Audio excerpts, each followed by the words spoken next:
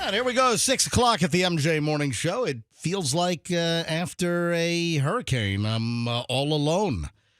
Yeah, no Fester. Roxanne is out. I hope I'm not violating any personal issues here, but Roxanne is having her big toe on her right foot amputated today because of a, pedicure gone bad. So we'll maybe check in with Roxanne. What is it like walking without a big toe? Is that going to like throw her balance off?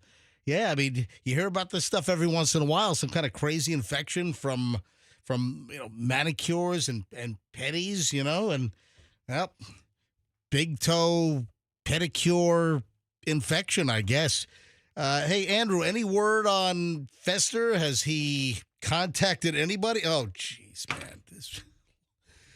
Andrew said line 1. Oh, great. I didn't even see it ringing. Hi, yes, Fester.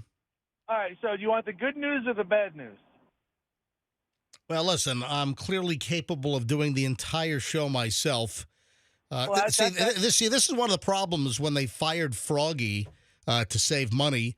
And listen, radio companies are firing folks. iHeart just had a schnittload of firings this week. I think iHeart fired hundreds. I saw the Cox Media Group.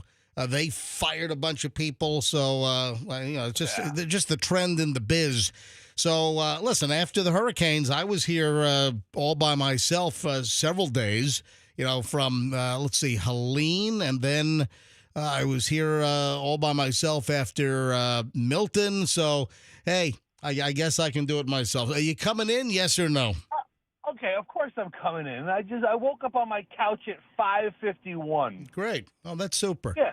So super. On a day where Roxanne has an emergency big toe amputation, you suddenly happen to be late. No, not suddenly. I just happened to be late. That's I even tried to get up early. I was like, you know what? I'm going to get there nice and early today. I woke up out of my bed. I was like, I'm just going to sit here on the couch, and then I was out. Well, wait a minute. You woke up early to get in early, then you walk out to the living room, you sit on the couch, and then you just doze back off? I have a ridiculously comfortable couch. And it's like one of those couches that always invites you to lay down. No, it sounds like you've got a medical problem. It sounds like you got some like sleep apnea or something. No, I mean I get up early every day. That's not the issue necessarily having sleep apnea. Mm-hmm. But I was like, I'll put my head down just for 2 minutes. The old. I'm just gonna rest my eyes for a moment. Let me guess. You did not set a backup alarm or two as you just laid down on the couch after leaving the bedroom. You didn't set a subsequent alarm clock. Is that correct? So, for a 2-minute nap, do you need an alarm clock? Oh, yeah. Right. Yeah. So okay. At 5:50 in the morning, I'm having this dream that I'm kissing someone, and it's the dog licking my face. And I'm like, I'm sitting there with my. Hold on. Hold, stop. Were you really having a dream that you were kissing somebody as the dog was? Come on, you're making that up. That's not true. I'm mid dream and I feel this wet thing on my face and there's this dog is breathing heavy right in my grill and Great. I open my eyes and I even said, "What day is today?" And my wife's like, "It's Friday." Hold on. Why was your wife out there on the couch also? Okay, well, it's not that big of a couch. She was with the dog because the dog, this is the time she's up with the dog to get the kids ready. So, this is not adding up. So why wouldn't your wife not notice that you were on the couch sleeping? Listen, your timeline is not adding up. What? Okay, I'm not in the bedroom now. I'm in the living room. I realize that. So wait a minute. The wife and the dog just got up. The dog leaves the bedroom, sees me, gets super excited, starts licking my face. All right, so so your wife, Allison, she left the bedroom and found you in the living room thinking that you had already left the house, but then discovered you on the couch? Yeah, she's walking, she's getting the dog leash, and she's like, "Hey," and I look at her, I was like, "What time is it?" She's like, "Oh," I said, "What day is it?" And she goes, "Today's Friday. You're late." Hold on. Why wouldn't she just immediately? Why is there a conversation? Why doesn't she spot you at 5:51, 9 minutes before this show is supposed to start? Why isn't she like, Dominic, Fester, get up, you're late? Because the dog already got me up. I mean, she didn't know I was on the couch in the first place. The first word she hears from me is, "What time is it?" And she's like, "It's Friday." I'm already up. I have dog spit on my face. Yeah, I don't know. Something's not. Yeah, she didn't find me. She heard me say the first words of the day, which was, "What day is today?" And she's like, "It's Friday." So wait. Hang on a minute. So you're telling? Hold on a minute. Hang on a minute. So you're telling me that you woke up early. Then you go to the living room and say, "You know what? I'm just going to close my eyes for just a moment without setting a subsequent alarm clock." And you knew damn well it was Friday. So you're telling me, well, here's what I need to know. What time did you leave the bedroom and go out to the living room and decide to doze for just a couple of more minutes on the couch? What time was that? Like 4:45. 4:45. So you're telling me that from 4:45 to 5:51 when you were awakened, that you forgot the day of the week it was? Because I couldn't in that sleep haze. In the haze. Because I legit had, I think, the best sleep of the night was that hour on the couch. So I was mid REM sleep. I was deep into sleep. Right. Dog lick in the face. And I woke up like, it took a second for things to click together. I'm like, what day is today? This doesn't make sense. And then, hey, it's Friday. Yeah. You're late. Get out of here. So I'm wearing the T-shirt I slept in. Oh, God. So you just popped up, got in the car, so you didn't take a shower. You're wearing the same clothes you slept in. Oh, great. This is going to be lovely. And then, Roxanne's got her big toe amputation. Holy crap. But this place is a mess. This is a mess. Hang on. Let me take the break. All right, so where are you now? What is your exact location? You in traffic? You on 275? Where are you? I'm on Interstate 275 at Florabraska, which is just before downtown curve. Dude, you're not going to even be here for the next segment either. That's probably true. All right. 6:08 at the MJ Morning Show.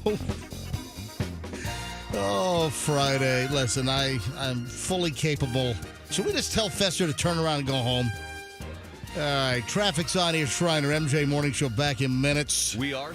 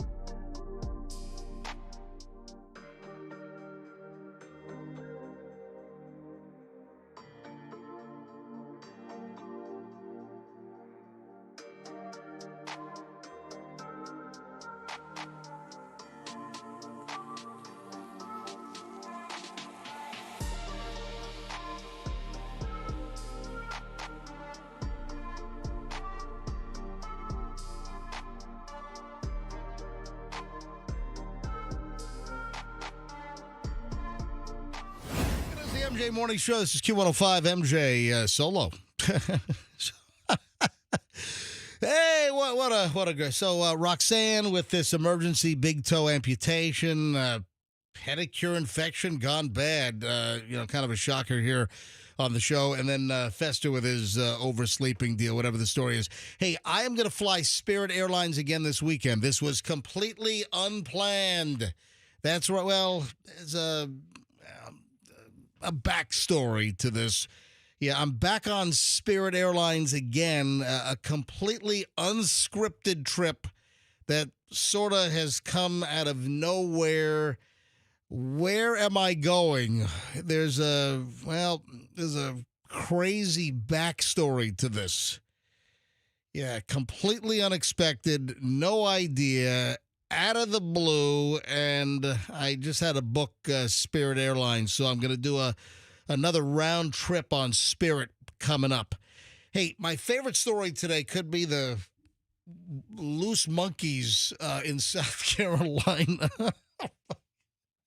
It was like 43 monkeys. Oh, geez. South Carolina. Where the hell is Yemassee? Yemassee? The hell's Yemassee? 43 monkeys escaped from a research facility on Wednesday from the Alpha Genesis Primate Research Center in Yemassee, South Carolina. Wasn't this a movie, 43 Monkeys? Hang on, let me look this up. There was some movie with like some number of monkeys. Hang on, let me look this up and see if I can find the Wikipedia thing. 12 monkeys, that's right. 12 Monkeys is a 1995 American science fiction thriller film. What the hell's the plot? Hang on, let me scroll down. I'm on Wikipedia. Yeah, for all my monkey info, I go to Wikipedia. Yeah, what's the plot on this thing? A deadly virus released in 1996 wiped out almost all of humanity. Great. Forcing survivors to live underground. A group known as the Army of the 12 Monkeys is believed to have released the virus. In 2035, James Cole is a prisoner living in an underground compound beneath Philadelphia. Cole selected to be sent back in time to find the original virus to help scientists develop a cure in exchange for a reduced sentence. Cole is troubled by dreams involving a foot chase and a shooting at the airport. Wasn't Bruce Willis? Bruce Willis was the dude, right? Yeah, I saw this movie. I don't remember the. So the movie came out in what, 95? Well, December 95. So I probably saw this in 96. Yeah, I remember 12 Monkeys. Well, guess what? Inflation. Now it's 43 monkeys. What, you're going to spread a deadly virus that's going to kill most of humanity? No, I'm kidding. No. There's no virus. But 43 monkeys from the Alpha Genesis Primate Research Center. Yeah, the primates are described as very young females, weighing approximately 6 to 7 pounds. These animals have never been used for testing due to their young age and size. So why do they have them? What are they growing the monkeys so they can be used for research later on? Listen, these monkeys are on to you guys. They're not coming back. So what the? Hey, Andrew, did you pull the audio on this? You got the CEO. Yeah, we've got the CEO of the monkey facility.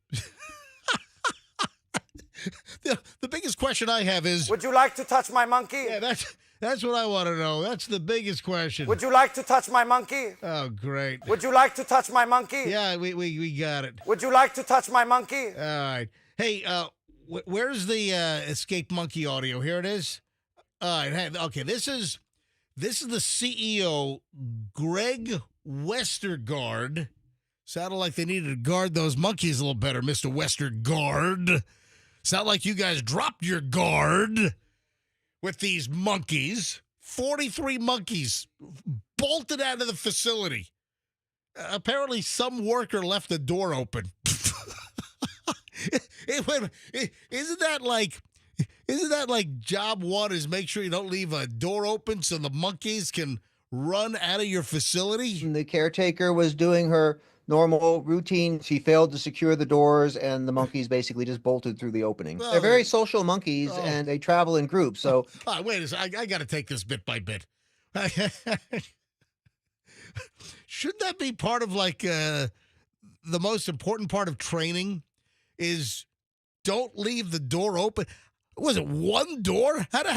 So you would imagine the monkeys were inside a facility, right? And they'd be locked in one area. And would there be multiple additional doors that the monkeys would have to get out of? What kind of monkey operation is this place? the caretaker was doing her normal routine. She failed to secure the doors, and the monkeys basically just bolted through the opening. There you go. They just bolted through the opening. 43 monkeys. And then what is he going on to say? That, they're very social? Very social monkeys, and they travel in groups. So when the first couple go out the door, the others tend to just follow right along. So the reason why they got out was literally monkey see, monkey do. Absolutely. I think they're having an adventure, hoping for a happy ending. That's the number one important thing to me. Yeah, you want a happy ending, you go to the massage parlors in Polk County with that's a whole separate story we'll get to later on. Man, I'm sorry. I mean, you got one job, keep the monkeys inside your facility. At the Alpha Genesis Monkey Primate Research Center. That sounds like some kind of made-up name, doesn't it? Sounds like the Alpha Genesis Primate Research Center. It's like an evil monkey research lab in some movie somewhere. So are they going to be able to collect these monkeys? You have 43 monkeys, and apparently they're in the woods not far from the facility. So, I mean, what, you lure them out with, bananas, other snacks? Are they going to be dumb enough to walk into a cage to get a snack, and then you drop the door on the monkeys? Listen, I don't know. This could be my favorite story of the day. Oh, they're saying, this is important. Folks, this is important. This is an alert. If you see the monkey, don't pet the monkeys. Don't touch the monkeys. So when I asked the question, would you like to touch my monkey? Do not touch the monkeys. In Hennessy, Tennessee, South Carolina, if you see any of the monkeys, do not approach or attempt to interact with the monkeys. Do not touch the monkeys. Would you like to touch my monkey? No, do not touch the monkey. Would you like to touch my monkey? I said don't touch the monkey. Would you like to touch my monkey? Immediately call 911 if you find yourself, listen, you could be streaming online. We've got streamers from all over the country. So if you're anywhere near this area in South Carolina, do not touch the monkeys. Call 911 immediately. Oh, residents in the area are strongly advised to keep your doors and windows of your homes and businesses secured to prevent the monkeys from getting into your house.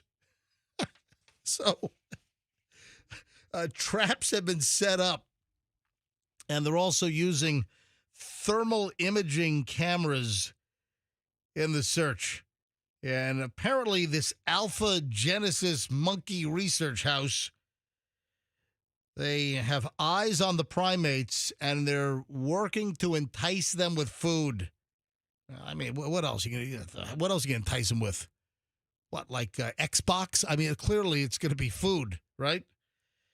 Boy. Oh, by the way, it's not the first time that monkeys escaped, I guess, from this facility.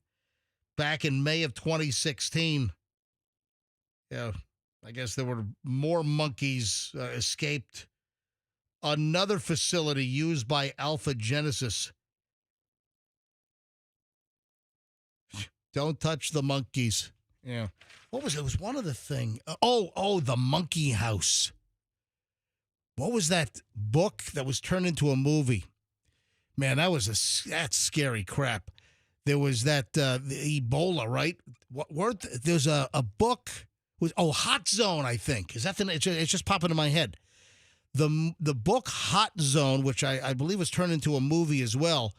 I read the book, and the book Hot Zone, the first chapter will scare the bejesus out of you. All right? Oh, by the way, I think these are macaque monkeys. So, I mean, have you seen macaques? I mean, where are the monkeys? I believe these were, yes, macaque monkeys. And they're just asking residents if you've seen monkeys. So, yeah, the Hot Zone, I'm telling you right now, that was about a research facility up in Reston, Virginia. And the story was that the Ebola testing was being done, and Ebola got out. And, man, that first chapter in that book, Hot Zone, that'll curl your toes. That was like one of the scariest chapters in a book I think I've ever read. So, all right, 6:31 at the MJ Morning Show, just getting rolling here on a Friday morning. Roxanne out with the emergency big toe amputation. Pedicure gone bad, a little infection. We'll get into this later on. And then Fester ought to be rolling in anytime soon after his oversleeping. So, you know what's next, right? Morons in the news. Yeah, early am I going to do that solo, or is Fester going to be here for early Morons in the news? I guess we'll find out next here on the MJ Morning Show on Q105.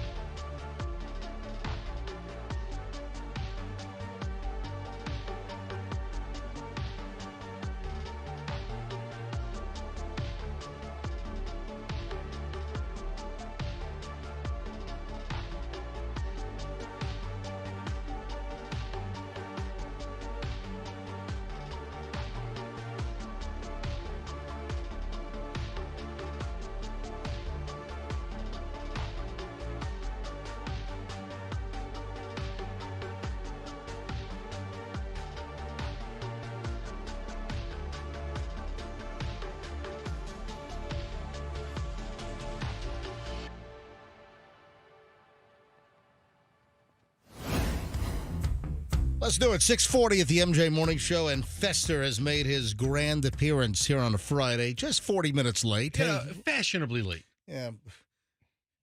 Like I'm showing up to a P. Diddy freak-off after it gets started. I'm showing up fashionably late. I don't know how you wake up, you go to the living room, and you say, you know what, I'm just going to close my eyes for just a moment on the couch, and then you fall asleep for another additional hour and change. It happens. Yeah, okay. Apologies to all. Well, the lesson to be learned here is if you're going to try to get a quick little snoozer and you have a very time-sensitive situation like being at a morning show when it starts at 6 a.m., you set an additional alarm or two as a backup, because that's the first thing that pops into my head. If I wake up and I'm like, you know what, I can grab another couple of Z's, I don't turn my alarms off. I make sure that I have alarms set, because my brain just works in the sense that, yeah, what if I fall asleep and I don't wake up and I close my eyes for just a couple of minutes and then you wake up, and that's like automatic for me. Why didn't that pop into your head? Oh, my brain works more along the lines of, that'll be fine. Just close your eyes for a couple of seconds, big boy. Whatever it is. And a couple of seconds turn to an hour and a half, yeah. And here I am. So that's why Fester was 40 minutes late coming to the show. We have a lap dance morons in the news. Believe it or not, the cops will arrest you for theft of services involving a lap dance. That's right. All right, so have I piqued your interest? I'm sure I have. This dude's name is Muhammad Abdullah Alabilan. Muhammad? What are you doing? Yeah, Muhammad, are you supposed to be in strip clubs and lap dance joints? He's departed from the sect a little bit. Anyway, yeah, he's kind of abandoned his. Yeah. So Muhammad, 27 years old, he's from Pennsylvania, but he's down here in Florida. Yeah, this is a Florida morons in the news story. So 27-year-old dude, Muhammad Abdullah Alabilan from Pennsylvania, was arrested on a petty theft charge. Why? Stealing a lap dance. How do you steal a lap dance? Well, listen, it's not that complicated. Just think about it. So according to police, he was buying a service from a woman inside a strip club here in Florida when he refused to pay the $40 service fee. Does it name which one? Does it name what city? It was the Rain nightclub right here in, survey says, Clearwater. Yeah, baby. Number one answer on the board. Oh, yep. wow. Right here. I've never heard of the Rain nightclub. By the way, that's Reign, like a king's reign. Yeah, not Rain, like they're all wet, like some scene at a flash dance or something. What about like reins on a horse's? Is that the same kind of rein? You know what? I think it is spelled the same. Yeah, I think it is. So the Rain nightclub is in Clearwater. Can you give me the location of the? Why don't you bring up the Google review for the Rain nightclub, Fester? I pulled up the arrest report. It says Ulmerton Avenue. Or Ulmerton Road. Ulmerton Road. I'm sorry. Ulmerton Avenue. What are you new here? Apologies. Yeah. I called it Umberton for decades, by the way. All right, so here's the deal. He was in the Rain nightclub, and the lap dance occurred at 2:45 in the morning. Deputy with the Pinellas County Sheriff's Office arrested Alabilan after being told by the manager of the club that he had not paid the $40 for the lap dance. Hey, dude, what are you thinking? You get a lap dance? I'm sure. Listen, it's been a long time since I've been in a strip club. Last time I was in a strip club was my bachelor party thrown by a bunch of degenerates in my early days at the Power Pig in 1994. All right, that's the last time I've been in a strip club. So I would imagine, doesn't the female adult entertainer tell you how much the lap dance is going to cost? I always thought like a lap dance was like a paid in advance service. You know what? Maybe the Rain nightclub ought to institute that policy. You pay in advance for your lap dance. So this guy gets a lap dance and then doesn't want to pay the $40. So what do? They call 911. How did that call go? 911, what's your emergency? Yes, hi. My name is Scooter. I'm the manager of the Rain nightclub here in Clearwater. That sounds like a manager of a strip club's name. And we had a patron in here that got a lap dance, wouldn't pay for the damn thing. Anyway, he was charged with misdemeanor theft. This is petty theft, $40. He was booked into the Pinellas County Jail, was released, I guess it would have been Thursday, after posting a $40 bond. A judge has ordered him to stay away from Rain. So I guess with his first appearance, the judge said, hey, you stay away from the Rain nightclub. Kind of ironic that his bond was the same amount as that lap dance would have been. If you check the Rain, by the way, Rain nightclub has a 4.8. I mean, if you go by online reviews for picking your nightclubs, Rain seems like it's really popular. I'm impressed. 304 people took the time to review a strip club. The Rain Ladies and Gentlemen Club at 3860 Ulmerton Road in Clearwater. By the way, opens at noon today. Oh, good. So they'll be back open. What time are they? Will they close about 3 or 4? They close at 3. All right, so this guy got a lap dance 15 minutes before closing at 2:45 and didn't want to pay for it. Tell you what, hey, Muhammad. Listen up.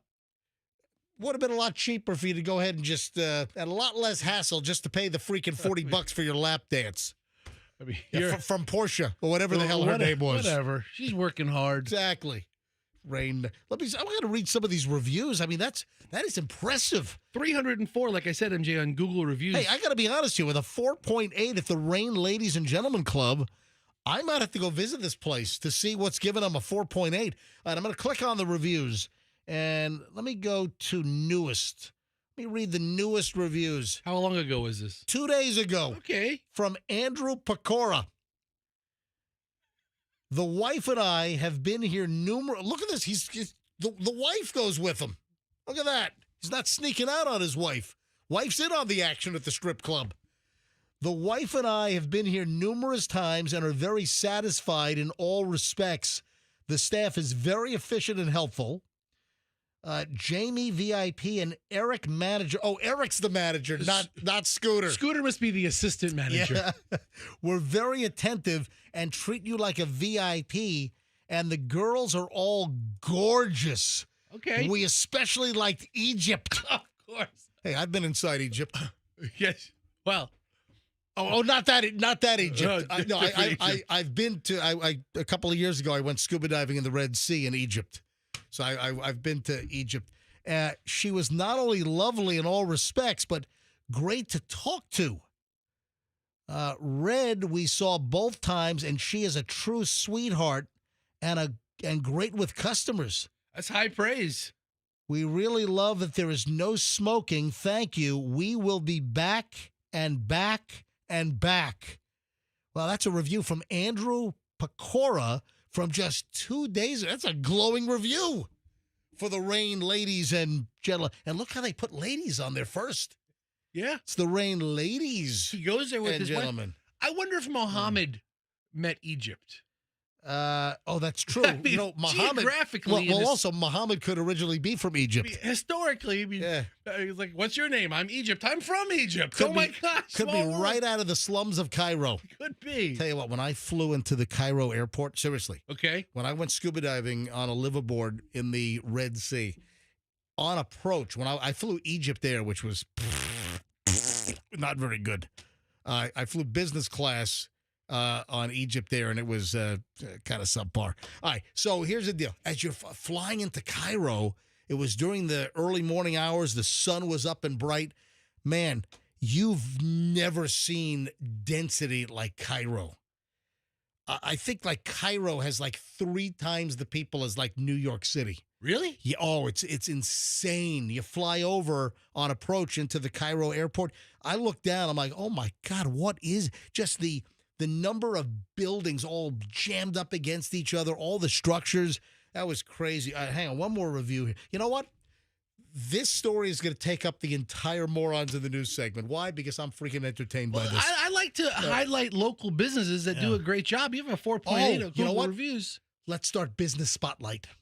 The MJ Morning Show Business Spotlight. And the first one is the Rain's Ladies and Gentlemen Club. All because of Mohammed Abdullah Alabalan, who didn't want to pay for the lap dance. You know, Mohammed might be the best thing to happen to this place in a while. Oh, by the way, the website boasts 55 televisions, 3 full liquor bars, 30 private dance rooms, and several VIP suites. Man, it sounds like this Rain nightclub is a gem among strip clubs. By the way, Mohammed received a bachelor's degree earlier this year from Alvernia University, a private Franciscan school in Reading, Pennsylvania. What will the Franciscans think? What was exactly? Aren't they popes? The Franciscans, that's a religious order, right? Yeah, I guess. What the hell would they think that you're at a strip club? You graduate earlier this year from a Franciscan school, and then next thing you know, you're getting arrested for not paying Summer or whatever the hell her name was for a lap dance? the hell? Oh, so get this. Unbelievable. Read the next review from 2 weeks ago. Oh, Wendy Browarski. This is incredible. Wendy Browarski, this would be a female, a 2-week ago review. Want to say thanks to this place for helping the community out by paying for their laundry. This is a huge help to people. Thank you so much. You know what? They probably help people do laundry. Storm damage people. Because of the hurricanes and people that couldn't do laundry. I mean, even if you have your power back, your appliance is screwed. What? This Rain nightclub is getting better and better. Hey, Michelle, let's go to the Rain nightclub. Let's go tonight. Let's call the mayor of Clearwater and get them like the key to the city. Hey, you know what? I'm very impressed with the Rain nightclub. Very nice, Rain. You know, listen.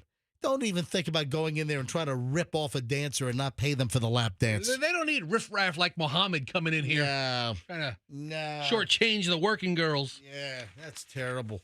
Anyway, listen, I'm educated about the Rain nightclub on Olmerton and Clearwater now. One review after another, 4 or 5 stars. Incredible. Wow, look at that. 4.8 strip club with a 4.8 on Google reviews. How about that? I bet you they have enough women working there to map the entire world, because we had Egypt in the last comment, right? And here's Asia. Oh, Asia works there too. Asia, Egypt. What about Antarctica? What does she look like? Oh, she gives everybody the cold shoulder. She's very cold. Very cold. Antarctica is very, very cold dancer. I'm into that. She's smoking hot. But she's cold. Antarctica. Yeah. All right, 6:53 at the MJ Morning Show. That brings morons in the news to a conclusion. Let me tell you about the cake girl.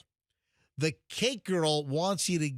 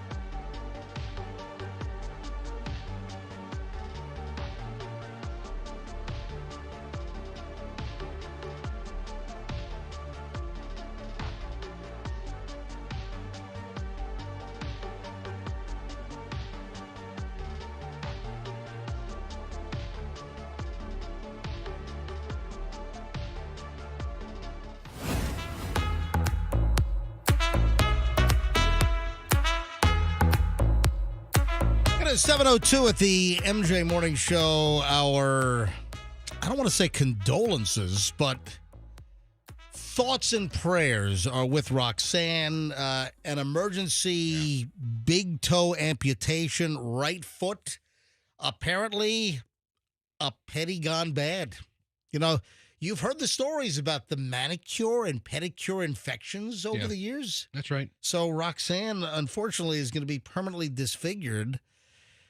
Missing a big toe on her. They were able to save the other four. Well, yes, the other four. Okay, just I guess big toe. Does that screw with your gait, your walk? I mean, you got to figure you push off on the ball of your foot, and then your big toe kind of launches you at every step. So she might have a subtle limp. I wonder. It's going to be interesting, and I'll have to observe her gait. But, Roxanne, loves to, wear bikinis and enjoy the Florida sun. I'm wondering if she's going to be very self-conscious, if she's missing a big toe. Again, Roxanne not here today. And you've heard about these, like, mani-pedi infections. There have been stories. Oh, look at this. How old is this story? This is several years. I think it's 2000. Something like 2018, 2019. If you scroll down like 3 inches, it'll give you the date, Fester. Hang on a minute. December 28th of 2021. All right, so 3 years ago. I stand corrected. Listen to this. Oh, it could have been far worse for Roxanne. She could have lost her whole damn leg. Losing the toe might be the best thing to happen. Oh, in this you know scenario. what? This is best case scenario. All Roxanne is losing is a big toe. Listen to this. This is a headline, Tampa Bay Times from December of 21. Tampa woman reaches $1.75 million settlement for losing leg after pedicure. Tell you what, that's light. It seems like a leg is worth more than... That's on the low end. Just under $2 million. Yeah, the infection brought years of hardship that will continue for Clara Shellman, her attorney said, including medical expenses and the need for others to care for her. Another pedicure gone bad? A trip to the nail salon turned into a nightmare for Clara Shellman. Oh, poor Clara. An employee with Tammy's Nails 2 at 2507 West Hillsborough Avenue in Tampa cut Shellman's foot while she was getting a pedicure in September of 2018. According to a lawsuit, the cut became infected and quickly spread, aggravated by Shellman's severe peripheral arterial disease. Shellman had to have her leg amputated. Now, over 3 years later, Shellman, 55, has reached a settlement with Tammy's Nails 2. She should have got a Tammy's Nails 1, maybe. You don't hear about this coming out of Tammy's Nails 1. Right. According to the documents don't spell out the amount, but her attorney said it's $1.75 million. You're telling me that Tammy's Nails 2. Thank you. On Hillsborough, they have 1.75. This had to be insurance payout. Absolutely. Yeah. Unless Tammy's just sitting on a load of cash. I hope Tammy. What's the Clara? I'm sorry, Shellman? Clara. Yeah. Tammy's the nails lady. Clara. I'm hoping Clara's doing better today. If anybody knows Clara, give us a call. I'd love to talk to her, just to give Roxanne some advice on what she can, expect right in the near future, both short term and long term. We ought to take some calls later on from Roxanne fans and maybe have them offer up their sympathy, condolences. Well, their thoughts. The condolences is the wrong word. Are you able to keep your toe? If they amputate your toe, are you able to get that like in a jar? So the answer, I think, is no. I think medical facilities like medical waste? Yeah. I think like a hospital or a surgical center can't give you the part they took from you. I remember one time I had a wisdom tooth pulled, and I asked for the tooth, and they were like, we can't give it to you. They didn't give me the tooth. Well, then how the hell does the tooth fairy get by? That's what I said. I was like, this is what she's like, the hell? She's like, sir, you're 42. And I'm like, I understand. I got to put this tooth under my pillow. I still want my tooth. I want my toothus. I want to put it under my pillow so I get a 5 spot from the tooth fairy. Years ago, when we were friends with a plastic surgeon, we had an intern who had a mole removed. Oh, that's right. And I took the mole. Oh, that was during the days of Pick Your Plastic and the, what else was it? Boobapalooza. Yeah. We were pretty close with this plastic surgeon. We did all those plastic surgeries years ago. That's right. And we had an intern, I think her name was Christy, and she had a dot, like a mole right in the middle. She was blonde, right? Yeah, beautiful young woman, but she had a mole that's always she's always aware of right between her eyes, like a little bit elevated.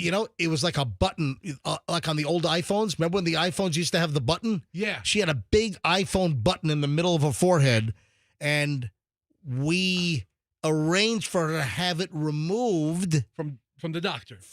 Exactly. It was a surgical. Well, it wasn't done at Home Depot. Duh. Okay, fine. All right. So I'm in there I'm outside of the surgery room, but I'm kind of doing play-by-play for the radio show. And then after it's sliced off, it's put on a sheet or something. It's protected. And as everybody's cleaning up, I took the mole.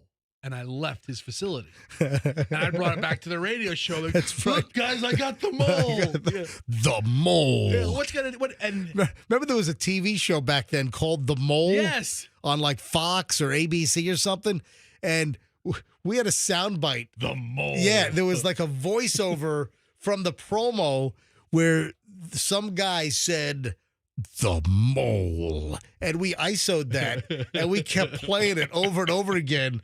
I wonder where Christy the intern is today. I heard she married like some minor league ball player or something. Like really? I think that's the case. Oh, that was her? I think. And then another intern married some rich guy with money flying out of his butt. And last I heard, she drives around in a $350,000 Bentley. Which intern was that? Clarice, Kenise. That's right. Kenise, the intern. But folks, when things were a little more loosey-goosey with labor and labor laws and all, we had like up to 12 interns, I think, a semester. Every day. It was insane. We had an enormous amount of interns. And then, well, there's kind of a crackdown and as far as not getting paid and school credits, yeah, and this and that. So that thing came to an end. But for years, it had to be what, a good 10 years or more? More, yeah. Probably maybe 13, 14. We had interns out the wazoo. We had male interns, we had female interns, and I tell you what, they got a hell of an education. If they were in broadcasting and communications, they learned more by hanging around with the MJ Morning Show about real world, real life radio broadcasting than they did at USF or wherever the hell they were going. So I took the mole after the surgery procedure, brought it back to the radio station. The mole. Thought we'd hang the mole in the morning show office or something, and we got very, very stern calls from the doctor's office. Bring it back. Bring it back. Medical waste, yeah. Medical stuff came. Yeah, they could get in trouble, like licensing and everything. Right, and they were very, very adamant about You know what? me. This story's coming back to me now. What is that? It's all coming back to me now. That's Yeah. a good song. Is that a Celine Dion song? Yeah, I think it is. I love that Yeah. song. But stop what you're doing and bring it back right now. Bring the mole back to the office. How dare you take the mole? All right, I'll bring it back tomorrow after the morning show. No, stop. Come now. Bring us the mole. You know what? We ought to do like an MJ Morning Show reunion, like for interns. Now, like Unitard. Right. Unitard, he works for the Buccaneers now. Yes. Well, he has another job, too. So that's his part-time job? Yeah, I think he works the Buccaneer Radio Network only works, a couple of weekends a year. Well, no, it's more than a couple of weeks. It's 17 games now, right? During the football season, Yeah, but he does that. I think he works in like computer IT. He does the home games and he travels. He's on the airplane. Whenever they go out of town, he's also on the airplane. Because Unitard, he texts me, hey, we're on a 767-400 today, or we're on an Airbus 330 today. Yeah, he knows how to speak your language. Yeah. So we have a ton of interns like Kenise, and then I believe Mary the Bull Dyke. I think she.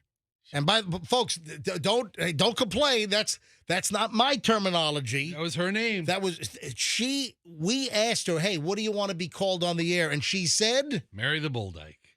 And she was, and she was the sweetest. I love Mary the Bull Dyke, and I believe that she passed.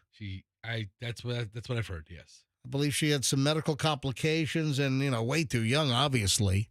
But, I've had a few interns reach out since we've been back, for over 4 years now. I've had a couple that have reached out on social media. Hey, you remember me? And most of them, I remember a lot of these interns. I'm friends with half of them on Facebook. You get to see them grow up and you see their kids and I don't talk to them, but it's nice to see a lot of them doing so well. But, I don't think you can have medical waste leave a facility. Right. So I don't know what happened to Roxanne's big toe. Right. You know what? I want to grab some calls later on. For Roxanne? Yeah. I want to have our listeners offer their best wishes for Roxanne's emergency big toe amputation. So, and if you miss this, we'll give you the whole story coming up. Yeah. In just a bit. We'll start an hour and 20 minutes of nonstop MJ coming up at about 7:25, and incorporated in that long sweep of content. We're going to grab some phone calls, have listeners call up, and just we'll put it like an audio condolence card together for Roxanne with all the listeners. How sweet would that be? I don't know if she's going to be back on Monday. I don't know what the story is on how long she's going to be out. What is the recovery on a amputation of a toe? Say it again. What's the recovery period? I'm sorry. I don't know. That's why we probably. I think she's still. I think she must be still sedated also. So, but maybe we can get word on that from her. All right, 7:14 at the MJ Morning Show. A doctor says if you're going to drink, this is the healthiest alcohol. Do you know what that answer is, folks? Any idea? If you're going to drink, a doctor says this is the healthiest of the alcohols. So this is what he recommends. Do you know what it is? I mean, it wouldn't be rubbing alcohol. That's not. You know very what? healthy Let at me all. grab a couple of calls here. Okay. All right, hurry up. Let's go. This is not about Roxanne's missing big toe. We'll get to that. Yeah, we'll get to that in the next segment. All right, if you were to guess, don't look it up. Don't cheat. Right off the bat, what alcohol does a doctor, this is a California gastroenterologist, so this is a guy that knows about all the innards and everything. So Dr. Sethi says if you're going to drink, what is the healthiest alcohol choice if you're going to drink? Do you know what it is? Fire up the booze phones. Let's go. 800-990-1047. 800-990-1047. Healthiest alcohol, according to California gastroenterologist Dr. Saruba Sethi. What do you think it is? Travis in Wesley Chapel. Travis, what do you think the answer is? Healthiest alcohol. What do you think? Red wine. Red wine. As in red wine. I think that song's actually coming Absolutely. up next. And the Wadi Pazine, and that is incorrect. I hit the wrong button. I've always heard red wine has resveratrol.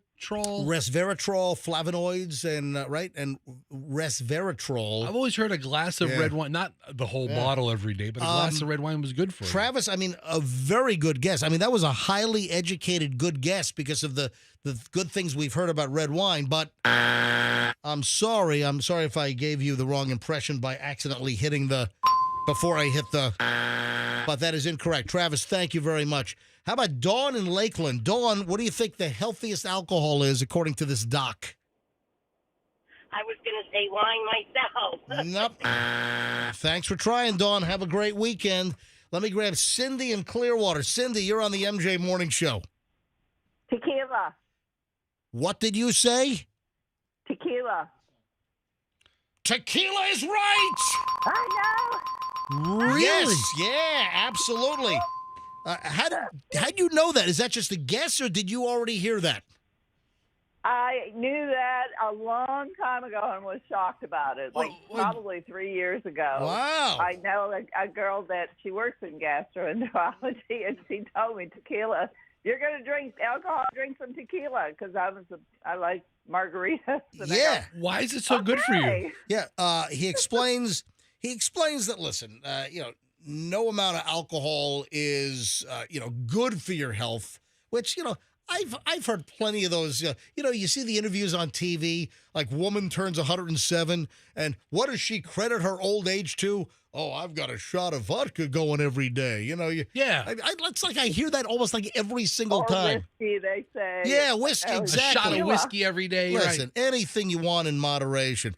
But tequila has an edge over the competition. Tequila is made from the agave plant, low in both sugar and carbs. Unlike liquors distilled from grains, tequila is naturally gluten-free. So, look at that. You are 100% correct. Tequila! Woo! I have 1 week to go and get my little roto-rooter done. So Hold on. What did you say? 1 week from today, go do what Fester had done a couple weeks ago. Did you just say in 1 week you're going to get your roto-rooter done? I'm getting roto-rooter like Fester did. Cindy. Right up the butt? Yeah. Well, I'll tell you what. First time, too. You know what? Maybe you should have some tequila. Ah, All right. for it. Do it. Don't do it before. Do the tequila after. Oh, yeah. It's a clear All right, liquid. thanks. Cindy, you Have a could good have day. it. It's on your list of approved foods for the Yeah. day before. It's a clear liquid. Clear liquid. Thank you. Good luck with your roto-rooter job. Tequila.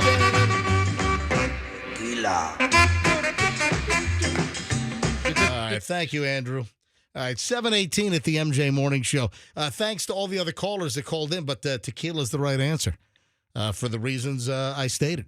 7:19 at the MJ Morning Show. When we get back, an hour and 20 minutes of nonstop MJ is on the way in minutes, and we are loaded here on this Friday morning. We're going to take some sympathy and condolence calls for Roxanne because of the big toe situation and why she's not here today. We'll get into more of that detail.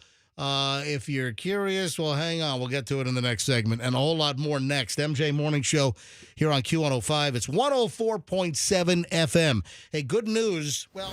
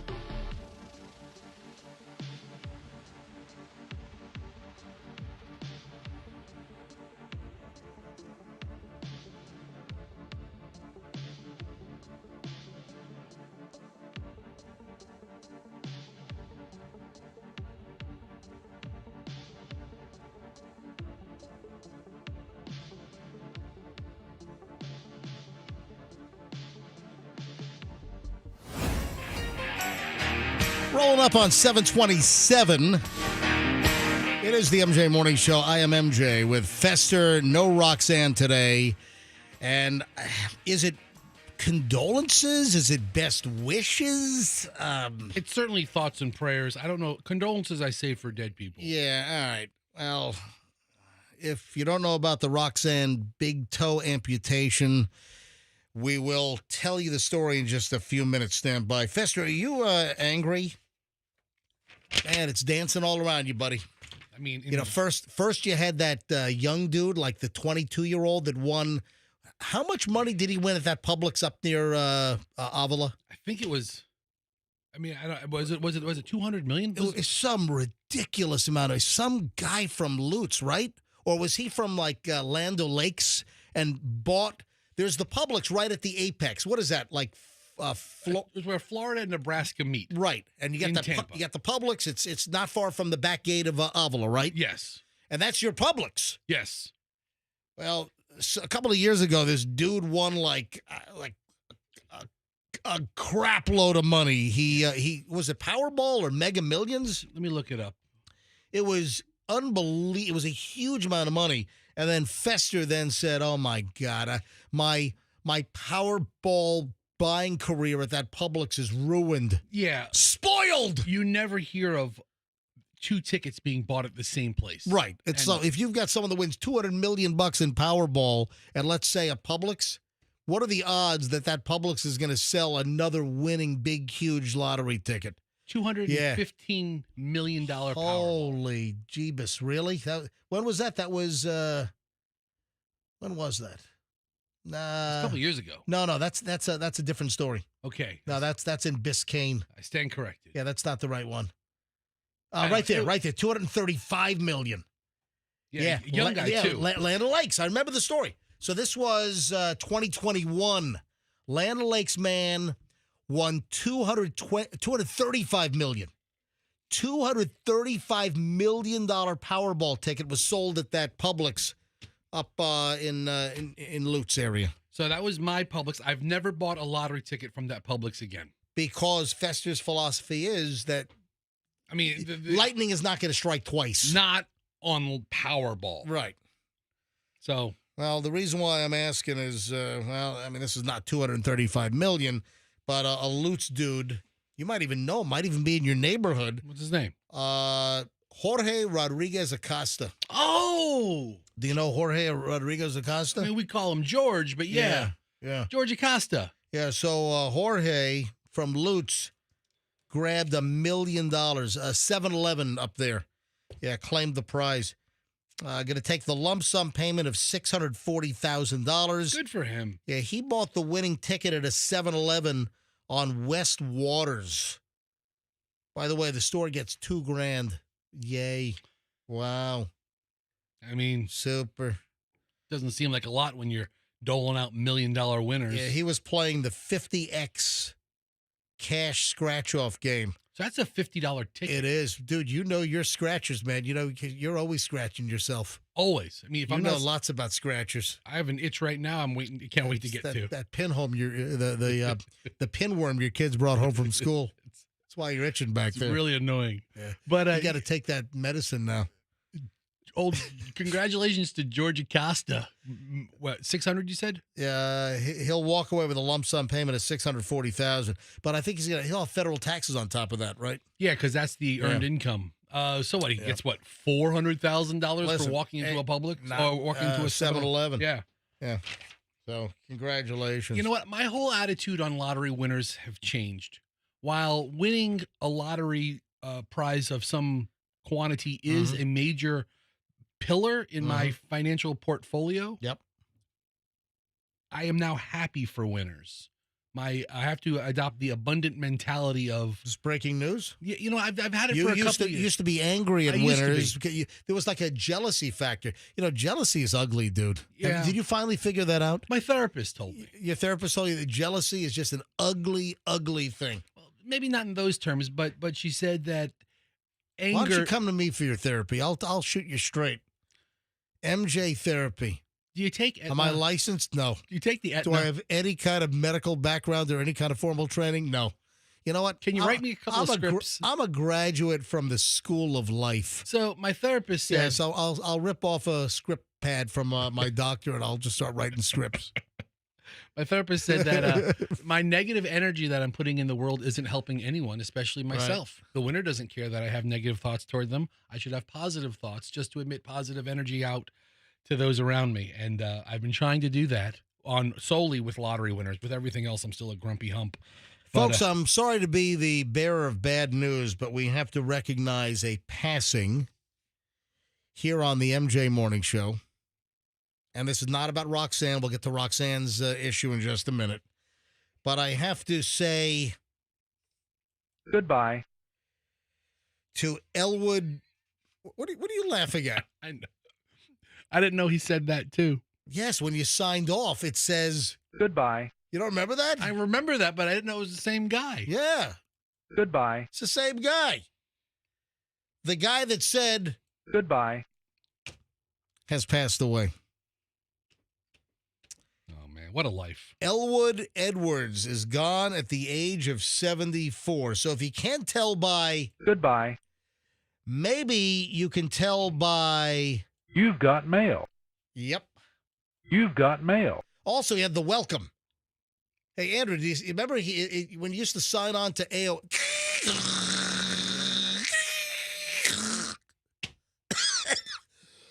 Hang on, it's really hard. I just caused myself to. Oh no, he does have the welcome. I just caused myself to cough and gag over here. Not easy to make those old modem sounds. So you'd sign on to. He does have welcome. So you'd sign on to AOL, and it would say, "Welcome. You've got mail." Remember those days? Oh my God, how long ago does that seem? My God, it's like back during the moon landing. It seems, right? Welcome. I was 3 back then. You've got mail. Yeah. Oh, and also you've got pictures. Yeah. Or files done. Yep. But we do have to say ultimately goodbye to Elwood Edwards, who has passed away at the age of 74. Yeah, he was the voice of AOL. I mean, rest in peace. Yeah. And do you remember we had Elwood on the MJ Morning Show years ago? We did. You know, yeah. That does ring a bell. We had him on the air live. He was a great, fun guy. He was in media. He wasn't like a personality. Yeah, he worked at a TV station like in Ohio or something. He was like a camera guy or something. Yeah, he worked at WKYC in Cleveland. Yeah, the Big Lube. The what? Okay. KYC, Lube TV. Slide into your dial. Yeah, so Elwood passed away, I guess, complications from some type of cancer, I believe. Yeah, so rest in peace. And I remember he was very, very pleasant. He was great. He did all of the AOL noises for us live on the fly. Welcome. Yep. You've got pictures. You've got mail. File's done. But we must say goodbye to Elwood. I think he even gave us like a station liner like, you've got MJ Morning Show. You know what? You've got MJ and BJ. You're right. You absolutely, he did. Yeah. Yeah, you've just jarred my memory. He did that. You're exactly right. I have no idea where that file would be, but. Welcome. You've got the MJ Morning Show. Right. Yeah, we had him on. This is years ago. It was probably 96, 97. It was a while ago. God, remember AOL? And the little, like, the door creaking, like, if someone entered a chat, didn't it have like a door creaking? Let you know somebody's walking in. And then when somebody left, it was like the door slam. Really creative stuff. Oh, man, the days of AOL. Did they pay this guy like $100 million? I mean, he was such a famous voice. I think we asked him the question. I think he got like $100 or something to do the You've Got Mail and all that stuff. Yeah. You got screwed on your fee. Hey, what do you think the worst e-cigarette flavor is? I had no idea. First of all, I can't stand regular smoke. I can't stand the vaping clouds. That's just gross. Even more than cigarette smoke.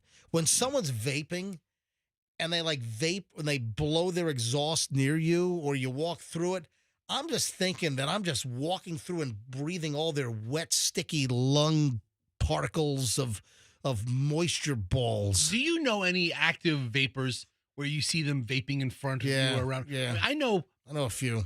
I know 50 people who vape. Yeah. I know a lot of people who vape, and they all have these flavors. Yeah. A mango or a strawberry. Listen, that's why I'm bringing this up. Scientists are warning. Do you know the absolute worst flavor? There's a particular e-cigarette vape flavor that stands out as the worst. There's so many flavors. I have no idea. The most damage to the lungs comes from this particular flavor of vape. Don't say strawberry cream. Well, listen, you're kind of in the wheelhouse there because it's berry flavored vapes. The worst are berry-flavored vapes. Researchers believe the flavor weakens the lungs' natural defenses, making it more difficult for the body to stop dangerous germs. We need to be careful about the types of flavors that we include in these products. They can have detrimental effects. There's a whole study here from the Department of Pharmacology and Therapeutics at McGill University, which is a very famous university up in Canada. In Canada, Canadian University. McGill, is that like in Ontario? Yeah, it's a very well-respected school. Exactly. What is that? Is that the McGill? Is that in Ontario or is that in Montreal? Where is that? It's in Quebec. I'm sorry. It's in Montreal. It's in Quebec. It's in Montreal. So, what about poutine flavored vapes? They're not bad for you at all. I'm sorry, that poutine stuff is just grotesque. It's like dog vomit in a platter. It's French fries with gravy and a little bit of cheese. Come on, it just looks like vomit, man. What about maple syrup flavored vapes, McGill? All right, let's morph here. We have a lot of stuff, and of course we're in the middle of an hour and 20 minutes of nonstop MJ here on 104.7 FM. This is Q105. MJ and Fester, no Roxanne today. Why? Well, this kind of came out of, we didn't know that there was this situation brewing. Roxanne is not here today because she had to have an emergency toe amputation. Big toe on her right foot is lopped right off. Folks, this is a pedicure accident. An infection, and they couldn't save the toe, so Roxanne had to have her big toe on her right foot amputated. Yeah. So that's why she's not here. I don't even know. I don't know if she's going to be back on Monday. Well, I guess we'll see what happens on Monday, or if she needs more recovery time. I'm just concerned about her walk. Yeah, that part sucks. Yeah, and you know what? Those creepy photos that you took of her feet in her sandals and then posted on Wiki Feet Fester, you sicko. Yeah. I mean, that's like it's like a memorial now because her feet were intact. Well, I'm going to submit new ones with the 9 digits to WikiFeet. I bet you she'll be foot of With the week. the nub. Yeah. Or I don't know, how serious the how far back the amputation was, but apparently it was an infection from a pedicure gone bad. I guess she had a mani-pedi and something went wrong, and she's now missing her big toe due to amputation, due to infection. I'd like to go to phones here. If you would like to offer well wishes to Roxanne, we're going to put together a nice little, like an audio greeting card with your phone calls. If you would like to call in right now and wish Roxanne the best with her right foot big toe amputation, phone up right now. Let's take some calls. 800-990-1047. 800-990-1047. I would suspect she's not going to be here Monday as well. Just a guess. You would think it's a several-day recovery. Yeah. And then if anyone knows, what is it like if you're missing your big toe? Is that going to affect her walk or her gait? The way she walks, is that going to throw her off kilter, off balance? And also, she loves her bikini shots on Instagram. And is she going to be very self-conscious now and not have like full body shots where you can see the missing nub? Let's go to phones here. Every line is ringing here. Offering. There's so much love in the community for Roxanne. And she does so much for others. This is like Ferris Bueller's Day Off. Remember Save Ferris? Save Ferris. Yeah. Save Roxanne. Yeah. All right, let's go to phones. 800-990-1047. 800-990-1047. If you'd like to wish Roxanne greetings and well wishes, condolences, just wish her the best because of the big toe amputation, have at it. 800-990-1047. You know what? It just goes to show you it's always something. Yeah, a friend of my dad, Mr. Richard Fader of Fort Lee, New Jersey, right, had his toe amputated some years ago. Stepped on a rusty nail at Jones Beach. Awful. Yep. Robert in Dundee. Robert, hi. You're on the MJ Morning Show. Hey, MJ, long-time listener. Great show. Well, thank you, Robert. I appreciate it. Hey, I'd like to wish Roxanne well and let her know what she's going to go through. I had my big toe amputated from a heart catheterization knocked plaque free that settled in my foot while I laid in the hospital bed. So they ended up having to amputate it. All right. So what about your walk? How's Roxanne's walk going to be? She'll have a little bit of a limp, but not much. Like they said, it just takes the toe. The ball of your foot is still prominent. They make inserts that have a big toe there for your shoes, but you really don't lose your balance. All right, but so essentially, one little piggy doesn't go to the market now, right? Yeah, that's it.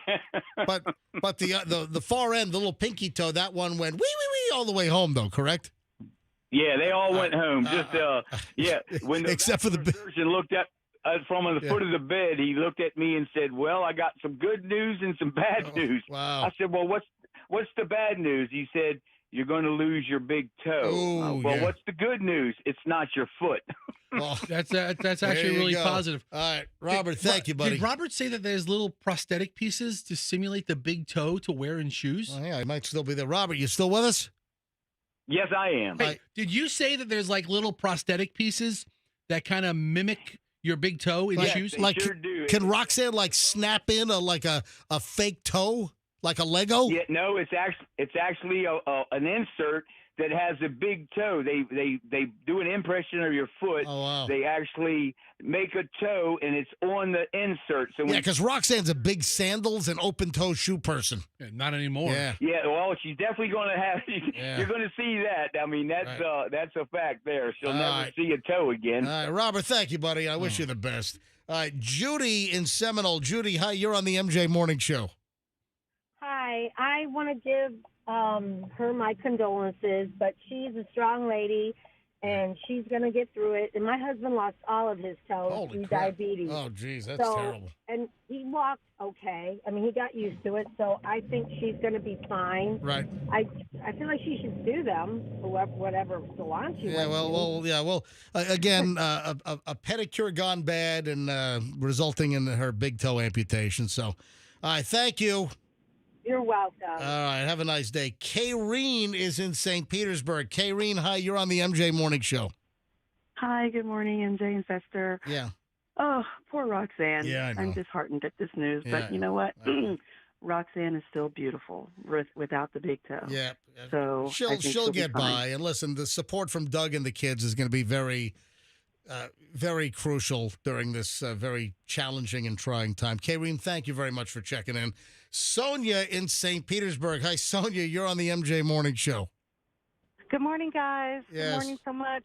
I really enjoy listening to y'all, and I feel terrible about Roxanne, but I want you guys to know that it's totally, entirely possible to walk again, because years ago I dated a guy that had a firecracker blow up in his hands. And Oh, my God. It's did you hear about the story that we did about the L.A. Dodgers fan that blew off his fingers after the World Series?